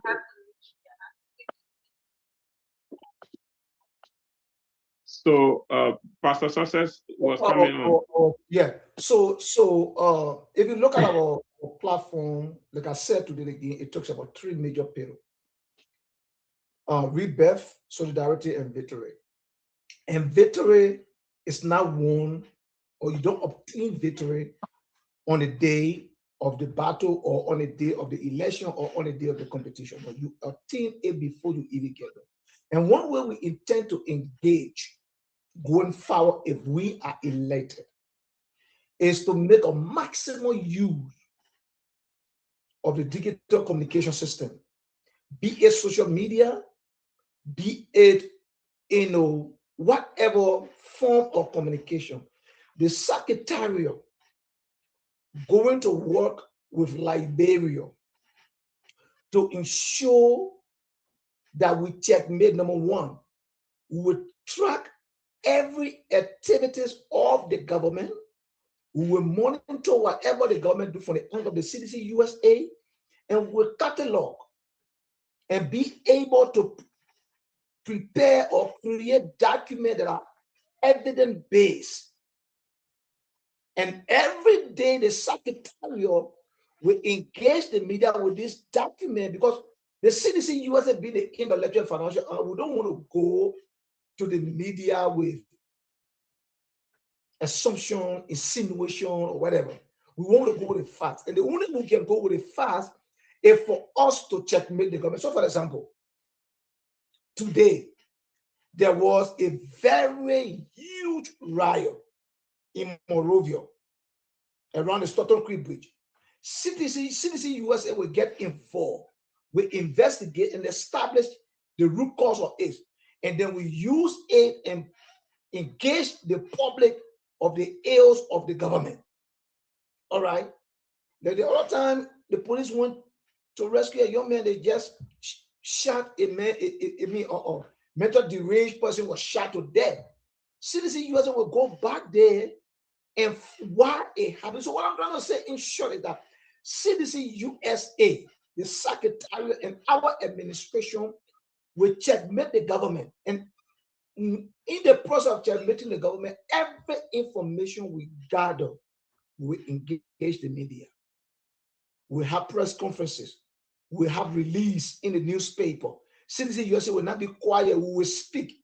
We will even engage Washington. If possible, we will find means, of course, even in the United States, to have those ills that are going on in our society to be published on the U.S. newspaper. If possible, can even go as far as finding means to appear on CNN, appear on BBC, all right, to ensure that we engage the public. So these are the things Cdc-Usa Secretary are going to be engaged in along with the media. You are muted. You're talking to me. You are muted. I'm not hearing you. Oh, no, I was only saying we want to know the broader scheme, but not the specific strategies. Oh, okay. Okay. Yes. So our members of the Secretariat on, so we can just close on this point.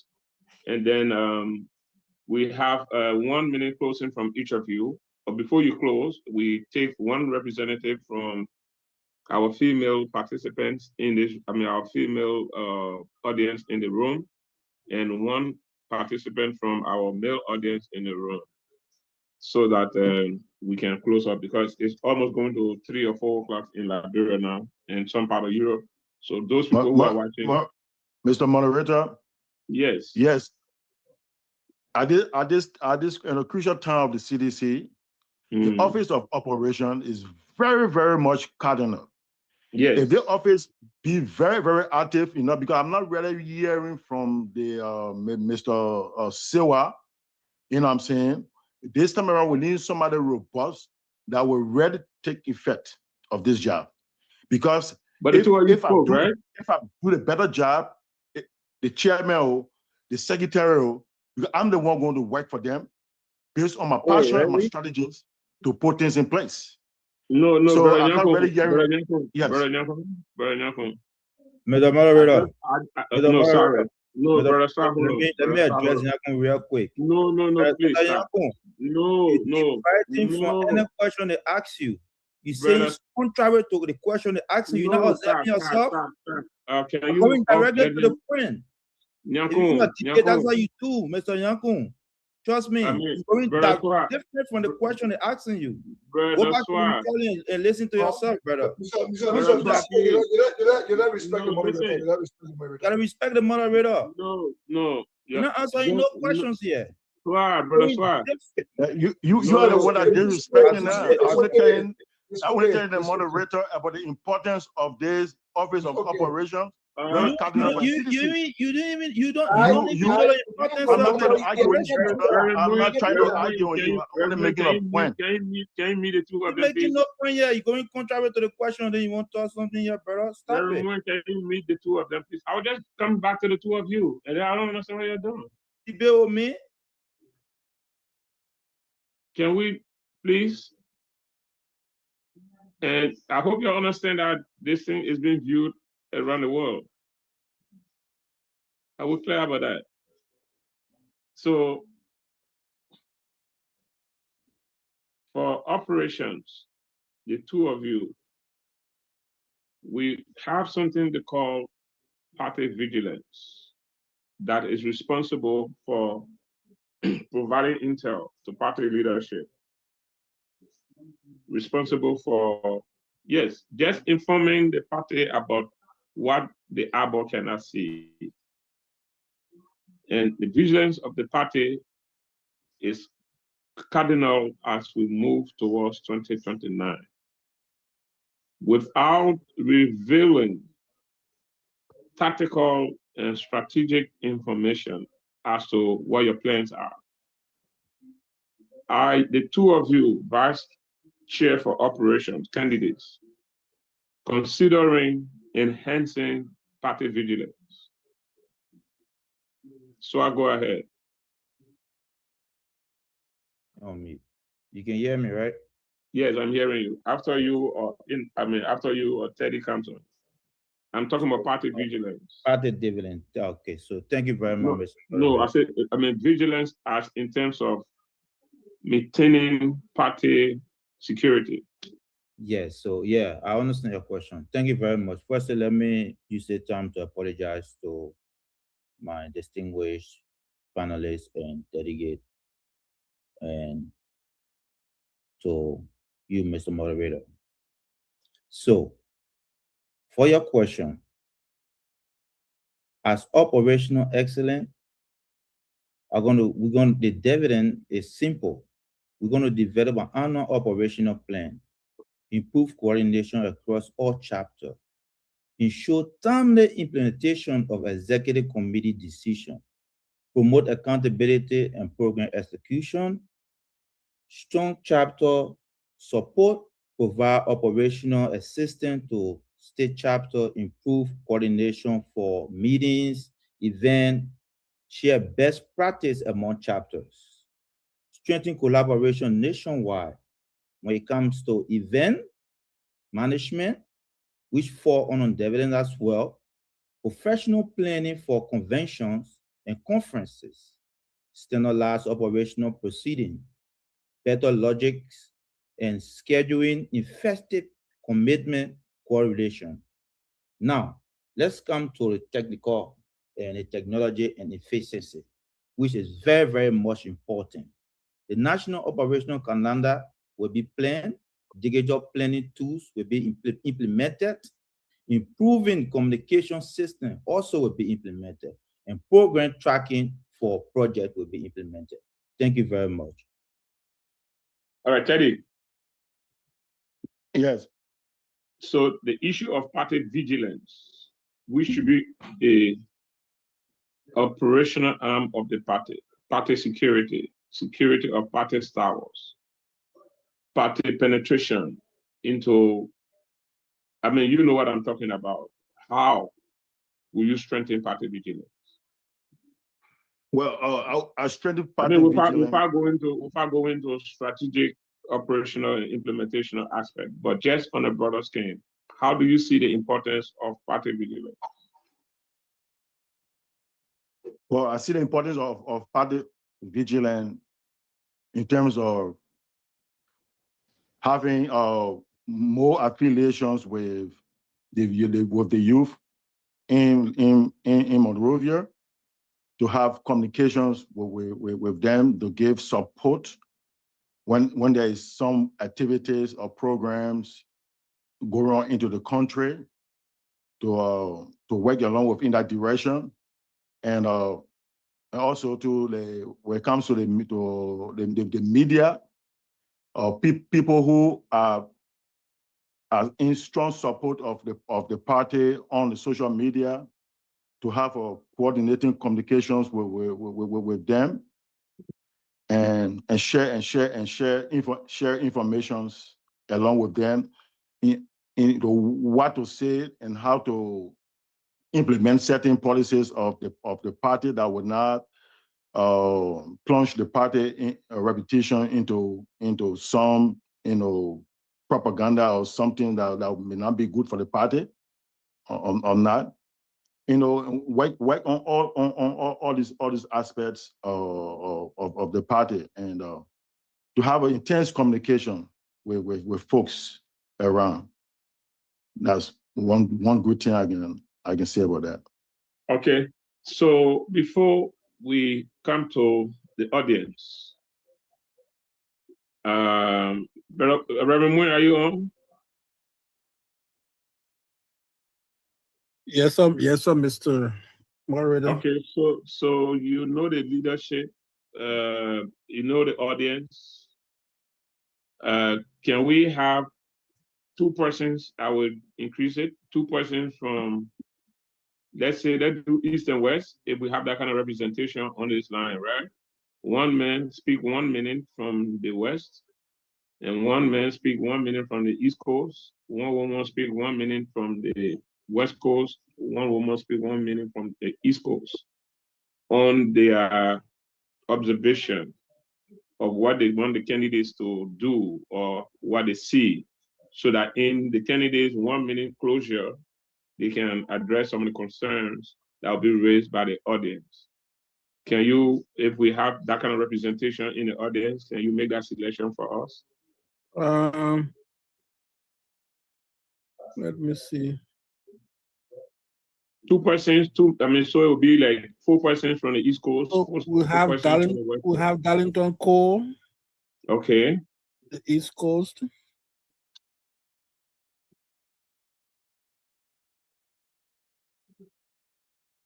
Another man from the East Coast. We have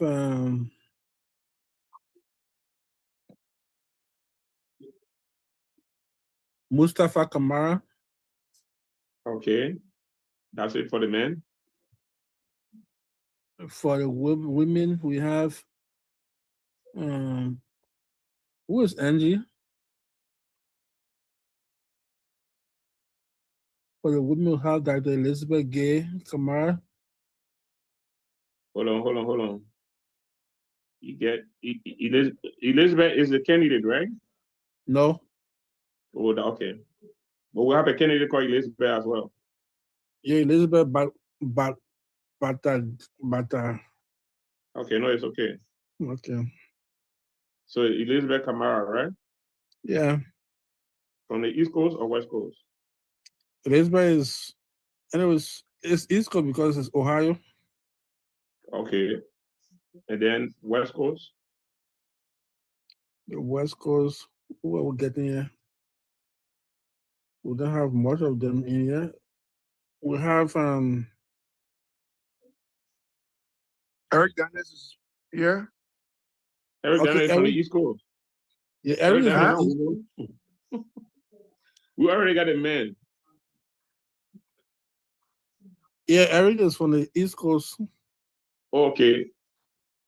No, but we already got men from the East Coast. Darlington Cole. Yeah, Darlington Cole.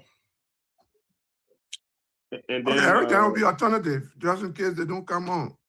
All right. So we got Elizabeth Kamara from the East Coast. Do we have any woman from the West Coast? I can't see anybody in this Zoom here. All right. Maybe as we talk, somebody will come up. Darlington Cole. Are you on?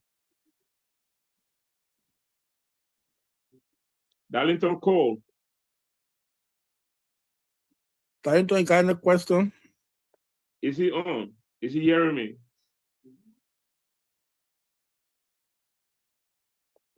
All right, then we will replace Darlington with Eric.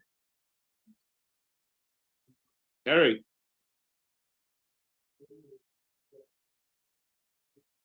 Yeah, I wanted the candidates to speak more on the issue. You spoke about solidarity and unity.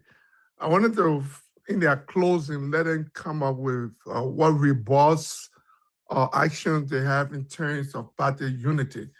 Because in CDC, that has been one of our major problems in terms of party unity and how they can ensure that the financial component of the party is being augmented from the United States. I wanted the leadership to speak more on that, the candidates. What are their plans? Do they have tangible plans that they can put forward in terms of mobilizing resources? All right. So all the candidates listening, Mr. Daniels wants you people to, in your closing, I know we dealt extensively with party unity, but if you can rub a little touch on it as you close, all of you, that would be great. Mr. Kamara from the West Coast. Mustafa Kamara from the West Coast. No, Mustafa is from Ohio. Yeah, Ohio, that East Coast. How you say from West Coast? I didn't say I saw Mustafa Kamara. So nobody from the West Coast on the line? Mustafa is saying you should unmute him. Okay, yeah, hello? Everyone. Mustafa is unmuted. Yeah, okay. Mustafa, are you here? Yeah, I am. All right. So Mustafa, I mean, you listened to the discussion. What would you think that the candidates should address as they close that you thought they didn't touch on? One of the things I thought about if they're elected, what is the first thing to do will change immediately. Okay. What their first 100-day deliverable will be, right? Yes. And okay. One more thing I wanted to say. I hope the candidates that are still on are taking note, because I wouldn't want to repeat the concerns raised by the members of the audience. Yes, sorry, Mustafa, please continue. Then one of the things I say, why should the voter trust their characters or their character? Okay. So why do they think they should earn the trust of the voters? Based on what they have been in CDC-USA, right? Yes. Okay. That's it. All right. Elizabeth Kamara. Yes, Mr. Moderator. Thank you and welcome. You've listened to the discussion. What else do you think the candidates need to talk about as they close? All right. So one of the things that I thought I wanted to talk about is one of them, Eric touched, solidarity. How do they think they will bring the House together? How would they bring CDC together to have that momentum, that 2005 momentum? And what are their strategies moving forward that will lead the road to 2029 victory. Okay. So candidates, as you are listening, Madam Kamara is saying that she's more interested in you touching on the party unity thing and how do we go successfully marching towards 2029. All right. So we start first. Now we will start first with the Madam Elizabeth, candidate for the disabled. 1 minute closing, please. 1 minute. Secondly, the stability will come together as one family to unite. Because without us uniting, we cannot do anything in Liberia. We have to come together as one people, as one body, as one nation, and as one country to be able to leave our past and be able to move forward. The only way we move forward if we truthful, very truthful to the leadership, respecting our laws, embracing each other with dignity and respect, now how we'll be able to move forward with our country leadership in Liberia. Thank you very much. The next person would be Seaton Greer. Seaton Greer, HRO candidate. 1 minute closing. Okay, so much as the opportunity is given to us, the solution gave for the trust that we come back. At this time, I think like we have the first sample, like we said, we got totally going to bring the rebirth of CDC, making sure that what we have done in the past, at this time around, there'll be a different ball game that will make sure that we're going to change things, make sure that whatever accusation that was said against CDC, at this time, we're going to differ ourselves from that area, and we'll be able to inject new system within the CDC system. Make sure that Liberian people, they will see new thing. And some of the thing here is that we'll unify. Thank you very much, Mr. We will unify all of the seditions. Mr. Greer, thank you very much. 1 minute up. The next person will be Amos. Amos for Vice Chair for Legal Affairs. Amos, are you still with us? Yes, I'm here, Mr. Moderator. 1 minute closing, please. Listening to what the members of the audience have said and looking at the whole discussion and everything else, can you encapsulate all of that into 1 minute? No, I will do my best. Oh, and I mean, one say, man, what we say, I beg you, please put all that, summarize all of that together in 1 minute. Well, in a summary, everything, all the concern being raised lately, I can just sum it up in one word by saying promoting unity. With unity, we can build strength. With the strength, we can succeed and we can again recapture state power in 2029.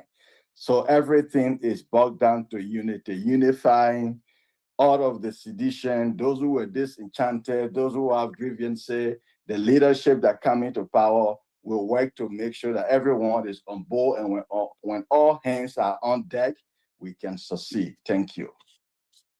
Elita, for youth chair, 1 minute, your position you're vying for, the role you want to play, looking at the discussion that went around the table, how can you bring all of that down in 1 minute? Elita, please go ahead. You're closing, Elita. Elita, are you still with us? Alita said she left the last one away, but I can see her in here. All right, then we'll move on to Alfonso, right? Vice Chair for Investment and Finance. Alfonso, are you still with us? Yeah, I'm here. All right, 1 minute closing. As Vice Chair for Administration, your hope and your vision, and all of which you have heard. 1 minute, can you do all of that? Wrap it up in 1 minute. Yeah, can you come again, the moderator? 1 minute closure, your vision for the position you are vying for, and having listened to everything around the table. Put all of that into 1 minute summary. Yeah, I think I previously deliver on how we're going to work in our capacity, but all of those things cannot be done when we are not together. So in my capacity and with the art of leadership that I respect on when it comes to chain of command, I will work along with the team that is elected to see how best we can take the leadership to the people to do an outreach so that we can be able to bring those that left the body and so that we can come back together strong for 2029 so we can sit a government that can realize deception to our people. Thank you. All right, Patrick, Deputy Secretary General, can we have your 1 minute closure? Yes, sir. So your role and all of that which you have listened to across the table, can you bring all of that into 1 minute? Right. Yes, into 1 minute. Quickly, I will be looking into one of our observers mentioned deliverables. So I will be mentioning on what are some of the things we're going to do in our first 100 days as head of CDC-USA if we are elected to the position. All right. Firstly, we're going to be looking at reconciling current standing records, that is financial and all other documentations, with the algorithm leadership, and including the Yaya Talata Sheriff administration.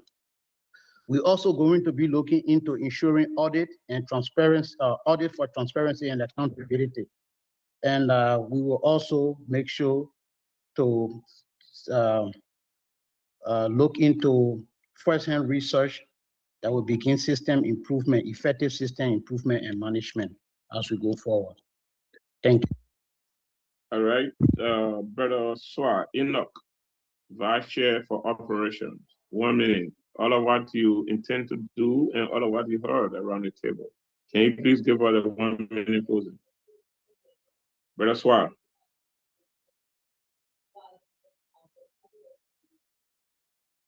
Is Enoch Swar still with us? Okay, while we wait on Brother Swar, we move on to Brother Yankun. Brother Yankun, yes, can you? Yes, I would like for us to look at the flaws and the lapses that have led us to some harsh decisions that have been taken towards our own fellow partisans, which have taken them into disenchantment. The team, the guys from Atta Sheriff's group and other partisans. And I would like to urge President Weah and other hierarchies to really talk to our brothers who recently gone into disenchantment. And decision I was taken, such a decision was not very necessary for whole team leadership to be suspended. And also too, the problem also came from leadership that been in power. Some of the problems came from Atta Sheriff's then too. And also urge the new leadership, when you come to power, you shouldn't be taking your fellow partisans from other chat rooms and be using excessive power because you are into power. These things were happening from the time of Logan and the other leadership, and led to, even including myself, we decided to rebel against our folks over some of these decisions that have been taken because the way we were treated, that led to all these problems today. So the problems from both sides. But I can tell you that the chairman, Janko, went way too far by suspending whole leadership within the diaspora here. I'm not saying the chairman was so much wrong about that, but so the problems always coming from the leadership, CDC-USA leadership. When you're in power, you should be able to listen to your fellow partisans' grievances. If you feel that you're in power, that's why we should refrain from the intensive infight. We should focus on the opposition out there. This is why I say my arsenal is not for, I was just saying something, but say what desire to come on me. It's not for my if I want to fight somebody, want to be like before, I want to be using my arsenal. By this time, will be so much toxic. So I'm keenly focusing on how to create more friendly avenues for the CDC-USA. And when the hierarchy is having to talk to our brothers that are going in this disenchantment, it will make it easier for the operational officers to do all the work. Because I already got put into mechanism for seditions who been in the past that been into disenchantment, sedition for the past few years, and within North Dakota here. Right now, seditions is the president for North Dakota here. One of the seditions, he's the president here, and I want to use that advantage to talk to a lot of seditions that will be in disenchantment. I already been talking to some guys then, JOB, a lot of other guys then. I always focus on how to bring them back on board. I was seeing within, I always say recent time, other guys then going to disenchantment. Can somebody please mute him? The brother is on the floor. All right. So I'm already contemplating on how to bring sedition in the past that went into disenchantment. I got the mechanism in place already. JOB, a lot of other guys are going to help me on that. Then in recent time, we're seeing whole leadership that have been suspended. That was not too far.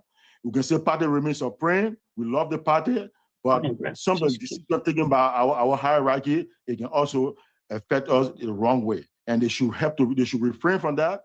And now the boys in that court, they should be able to be able to soften the water right now. In fact, immediately it goes to President Weah and the other hierarchies to really talk to Hata Sherry and other guys to bring them back on board to make it easier for us. Thank you. Okay, brother Yankun, come back to Enoch Sewa. Enoch, are you still here? I'm here, Mr. Moderator. Okay, please go ahead. Can you reiterate the question? 1 minute closure, your vision, all of what you heard across the conference table today, and bring all of that down in 1 minute.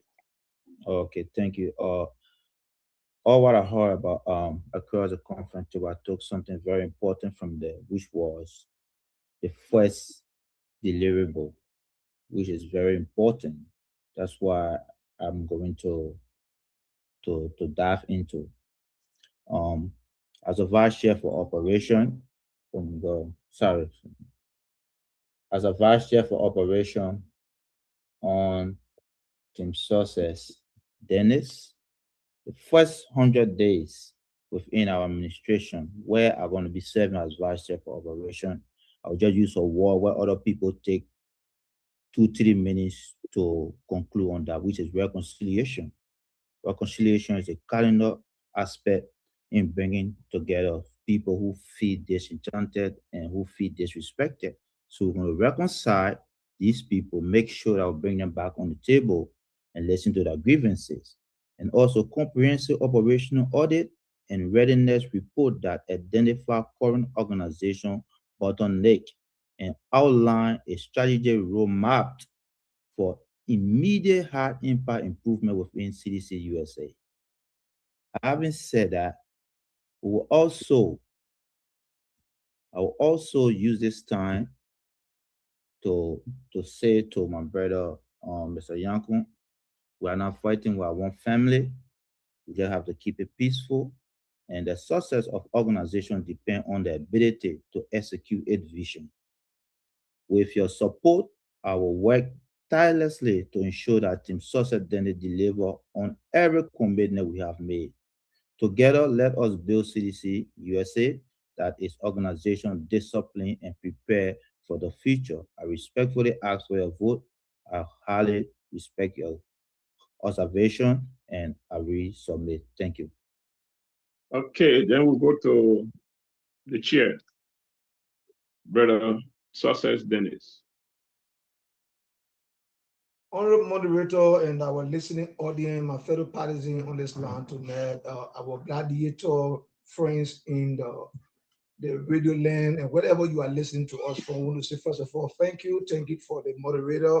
Thank you for the committee, the convention committee who initiated this in the kind of fruitful and meaningful discussion. Just to summarize all that we have said tonight, one cardinal issue that we are very passionate about when it comes to our leadership is what my VCO just said, reconciliation. And that's why we embellish it in solidarity. Look, any institution or any group of people that are not together will never make a progress, and we are cognizant of that fact.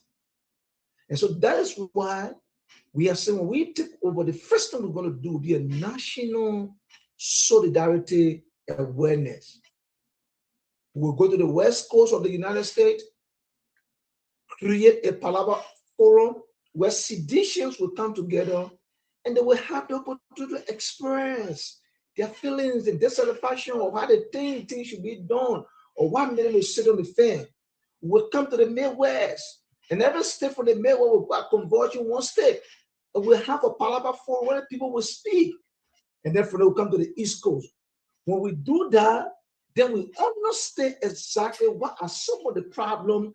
Because there are some people, and not even they are seditious, they're not in charge. How do you hear from these people? We must take the party to them and be able to listen to these people and let them express what they think about the party. There are some seditious sitting in the they will never join no different political party, but they will not support seditious because they are angry. We have to go out to them. Even some of our brothers right now who are seeing the way things are going current, they don't like it, they are still sedition. We'll reach out to them. We will do everything in our mind to bring about reconciliation. We are not promising that 100% will win everybody over, but those that we will talk to, we will see reason. Our doors will be open, our arm will be open. And last day, I will close on this. This administration will take over. We will respect the right and the view of every partisan. Disagreeing with you does not mean they hate you. It is our right to disagree. It is our right to have a dissenting view. And in so doing, as an administration, we will respect our parties, our partisan, and will keep their constitutional value at a very high esteem. With that being said, again tonight, thank you. Solidarity plays a major role in our administration because that is the hallmark to the victory that we anticipate 2029. Mr. Moderator, fellow colleagues, Convention Committee, thank you. Have a pleasant and a wonderful night. And we'll meet in Philadelphia. Don't forget, rebirth, solidarity, and victory.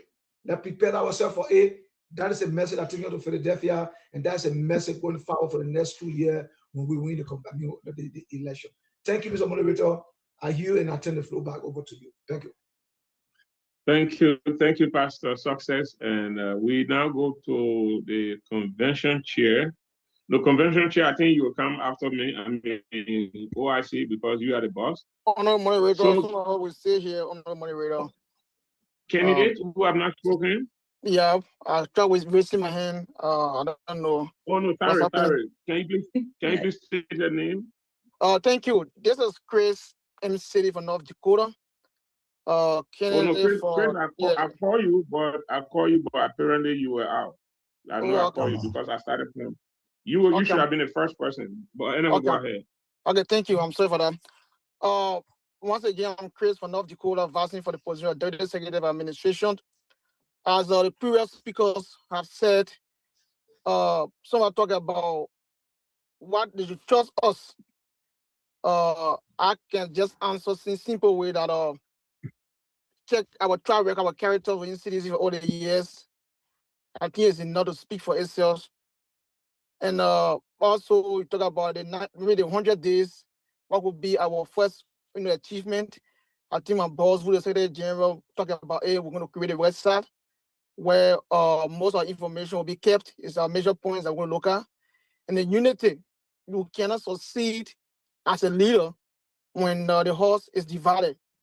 So unity will be our first priority, along with the chairperson, Pastor Success. Whenever we win, I know we already won election, we're waiting for the day of pronouncement. Then we'll start unity from right there, from the election hall from that night up, or maybe the first 1 or 2 months, we are going to unify the great people of cities in the United States, because if we want to take state power in Liberia 2029, we have to bring everybody on board. I think the chairperson for us, Pastor Success, have that vision, and we all going to work around the United CDC in the United States of America. Thank you. I wish all the best. We'll see you in PA. Thank you. Or I'll see the rest of the team. You're doing a great job. Thank you. Thank you, Mr. City. So, again, anybody else? Any candidate who didn't speak? Yeah, the advisor didn't speak. Yes, I didn't speak, Prophetess Princess. What's your name, Patrick? But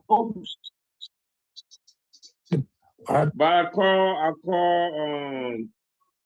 all right, but go ahead, 1 minute closure. But I know I did call some of you. I think you were out.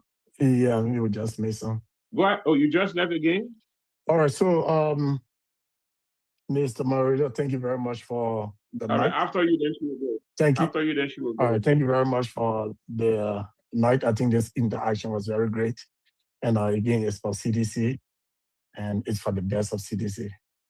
So I just want to say, congratulations to Team Success. I know he's going to do well for, CDC-USA and CDC Global. And it's going to take collective effort. Let us all know that we are in this together. It is one boat. You cannot be in the boat and be putting water in there at the same time. We will remain true to power. We will speak truth where truth is needed to be told. And we know together, if we work together, we can make CDC a better institution. Again, I want to say thank you to everybody for being part of this process. Let us go out there and take part in the elections.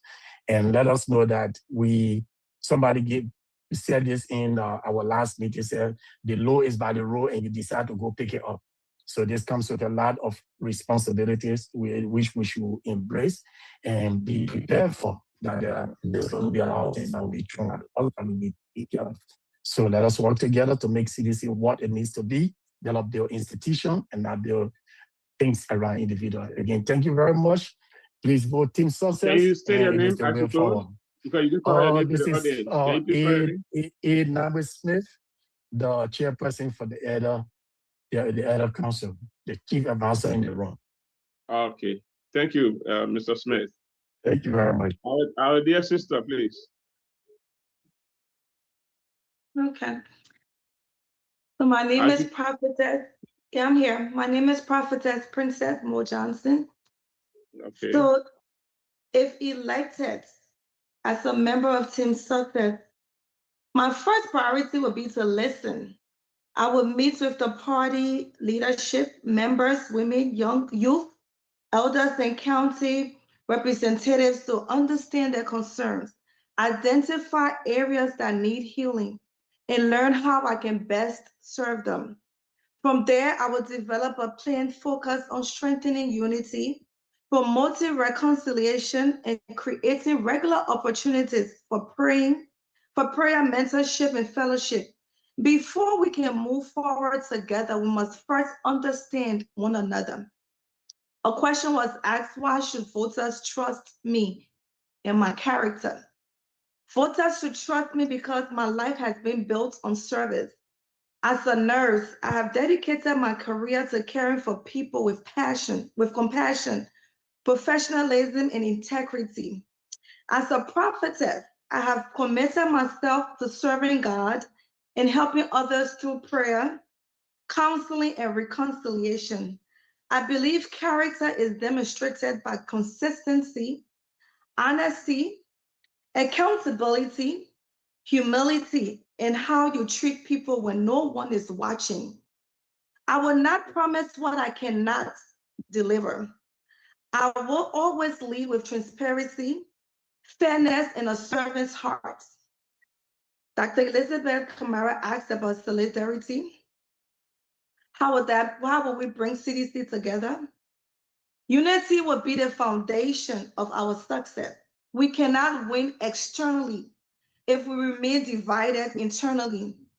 As national chaplain, I will promote a culture of prayer, reconciliation, mutual respect, and open communication. I will encourage dialogue instead of division, healing instead of hostility, and collaboration instead of competition. To move successfully in 2029, we must put the party before personal interest.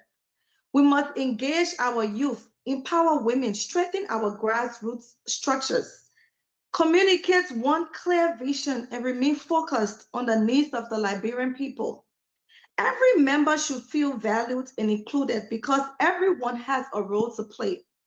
When we are united in purpose, disciplined in our actions, and committed to serving the people with integrity, we will be a stronger party and better position for success in 2029. If entrusted with this responsibility as the national chaplain of CDC-USA, I will lead with integrity, fairness, compassion, and a commitment to the values of the Congress for democratic change. Thank you all for giving me the opportunity to speak my truth. God bless you all and hopefully see you soon. Okay, thank you, Princess, chaplain candidate for CDC-USA. So when we come last because he is the OIC, but to all of you think to take on the mantle of leadership in CDC-USA, I want to admire your courage to bring yourself into the public glare of scrutiny and to share your life with CDC-USA in the political space, a space that is not easy, a space that can go all the way into your bones. But at the same time, because of leadership, it is expected that you will wash everything off and still deal with your fellow partisans as if nothing had happened. That's leadership. And having listened to all of you and your fellow partisans out there, having listened to all of you and other Liberians who have interest in the process, having listened to you, I'm sure they will rest assured that the only expectation they can have from you is leadership. And like all of you have said, remembering that the Constitution calls for majority vote. Is nothing for acclamation, vote by acclamation. So even if you don't have any challenger, the people will still vote for you. So if there are 100 delegates there and you get 40 votes, know that you have not been elected, even though you are the only person, because the Constitution calls for majority vote. So I don't want anybody to leave and say, but I was the only candidate, how can I lose? No, it's possible that you will lose. Because there are 100 delegates and 40 people vote for you. That means the other 50 that there did not, see your presentation as a candidate to want to vote for you. So then, yes, even though you are the only candidate, but yes, you have lost. Because out of 100 people, there are only 40 people voted for you. So we are not going into this by acclamation. You can be the only candidate for your post, people will still vote for you. I hope you remember that. So still continue to campaign to the delegates. And I want to thank you, and thank you, Reverend Mui, you and the organizing committee, the national leadership in Liberia, our political leader, His Excellency Dr. Weah, who is currently visiting the United States of America with his entourage. I'm hopeful that he will be attending the convention to give his grace. And so, Reverend Mui, I want to also thank you for the leadership you have provided souls that come your way. But again, like I said, leadership requires selflessness and compassion. I want to thank you for affording me the opportunity. We have the second round of the discussion at the convention. Some of the topics you addressed today, because of their importance and relevance to the growth of CDC-USA, will come up. Some other topics that we had to address, but because of time we couldn't address, will also come up. But the format will be you will hear more questions from the delegates. Then you will hear questions from me besides me putting things into perspective.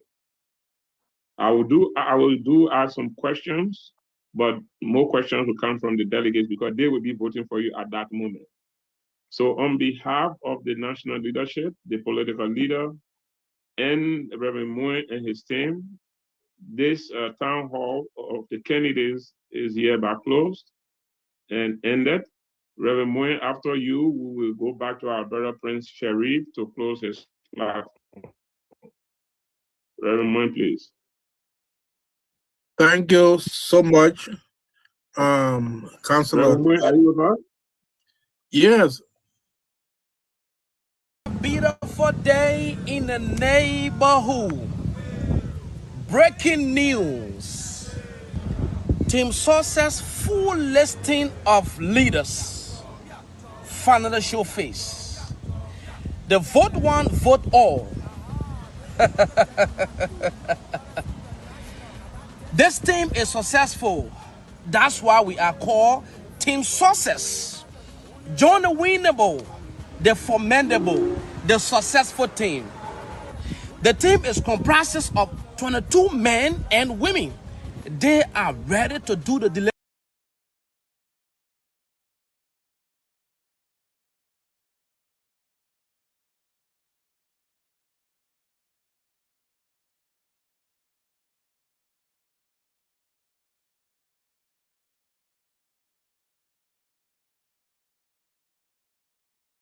Said I will be sitting down and I will see how the people voting.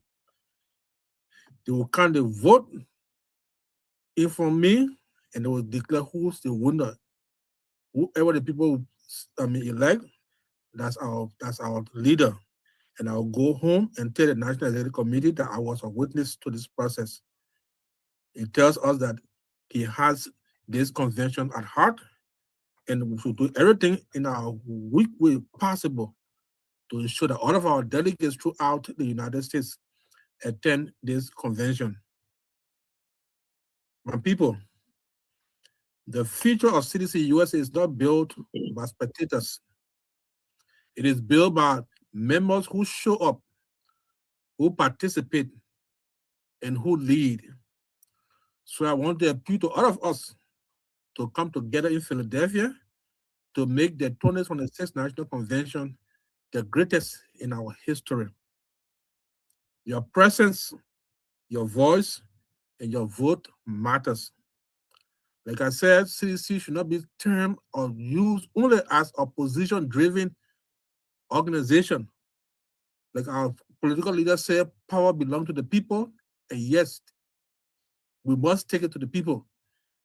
So bring the people together, let us discuss, let us demonstrate our unity, strengthen our democracy, and show the world in Liberia that one CDC, one vision, one future is more than a slogan. It is a commitment that we all, two other states, have together and will demonstrate it. Thank you so much again to you all who are our viewers. May God bless us as we move ahead to our convention starting the 29th of July to the 2nd of August. Thank you. Okay, Brother Prince Sharif.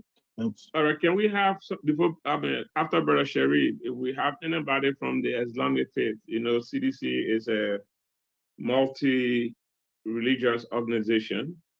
If we have anybody here from the Islamic faith, you will close us in prayer. So if we have such person, please wait. After Brother Sharif closes his platform, we'll come back to you, and then you pray for us, and then Brother Sharif will leave. So Brother Sharif, if you are staying with us. Yes, Sharif.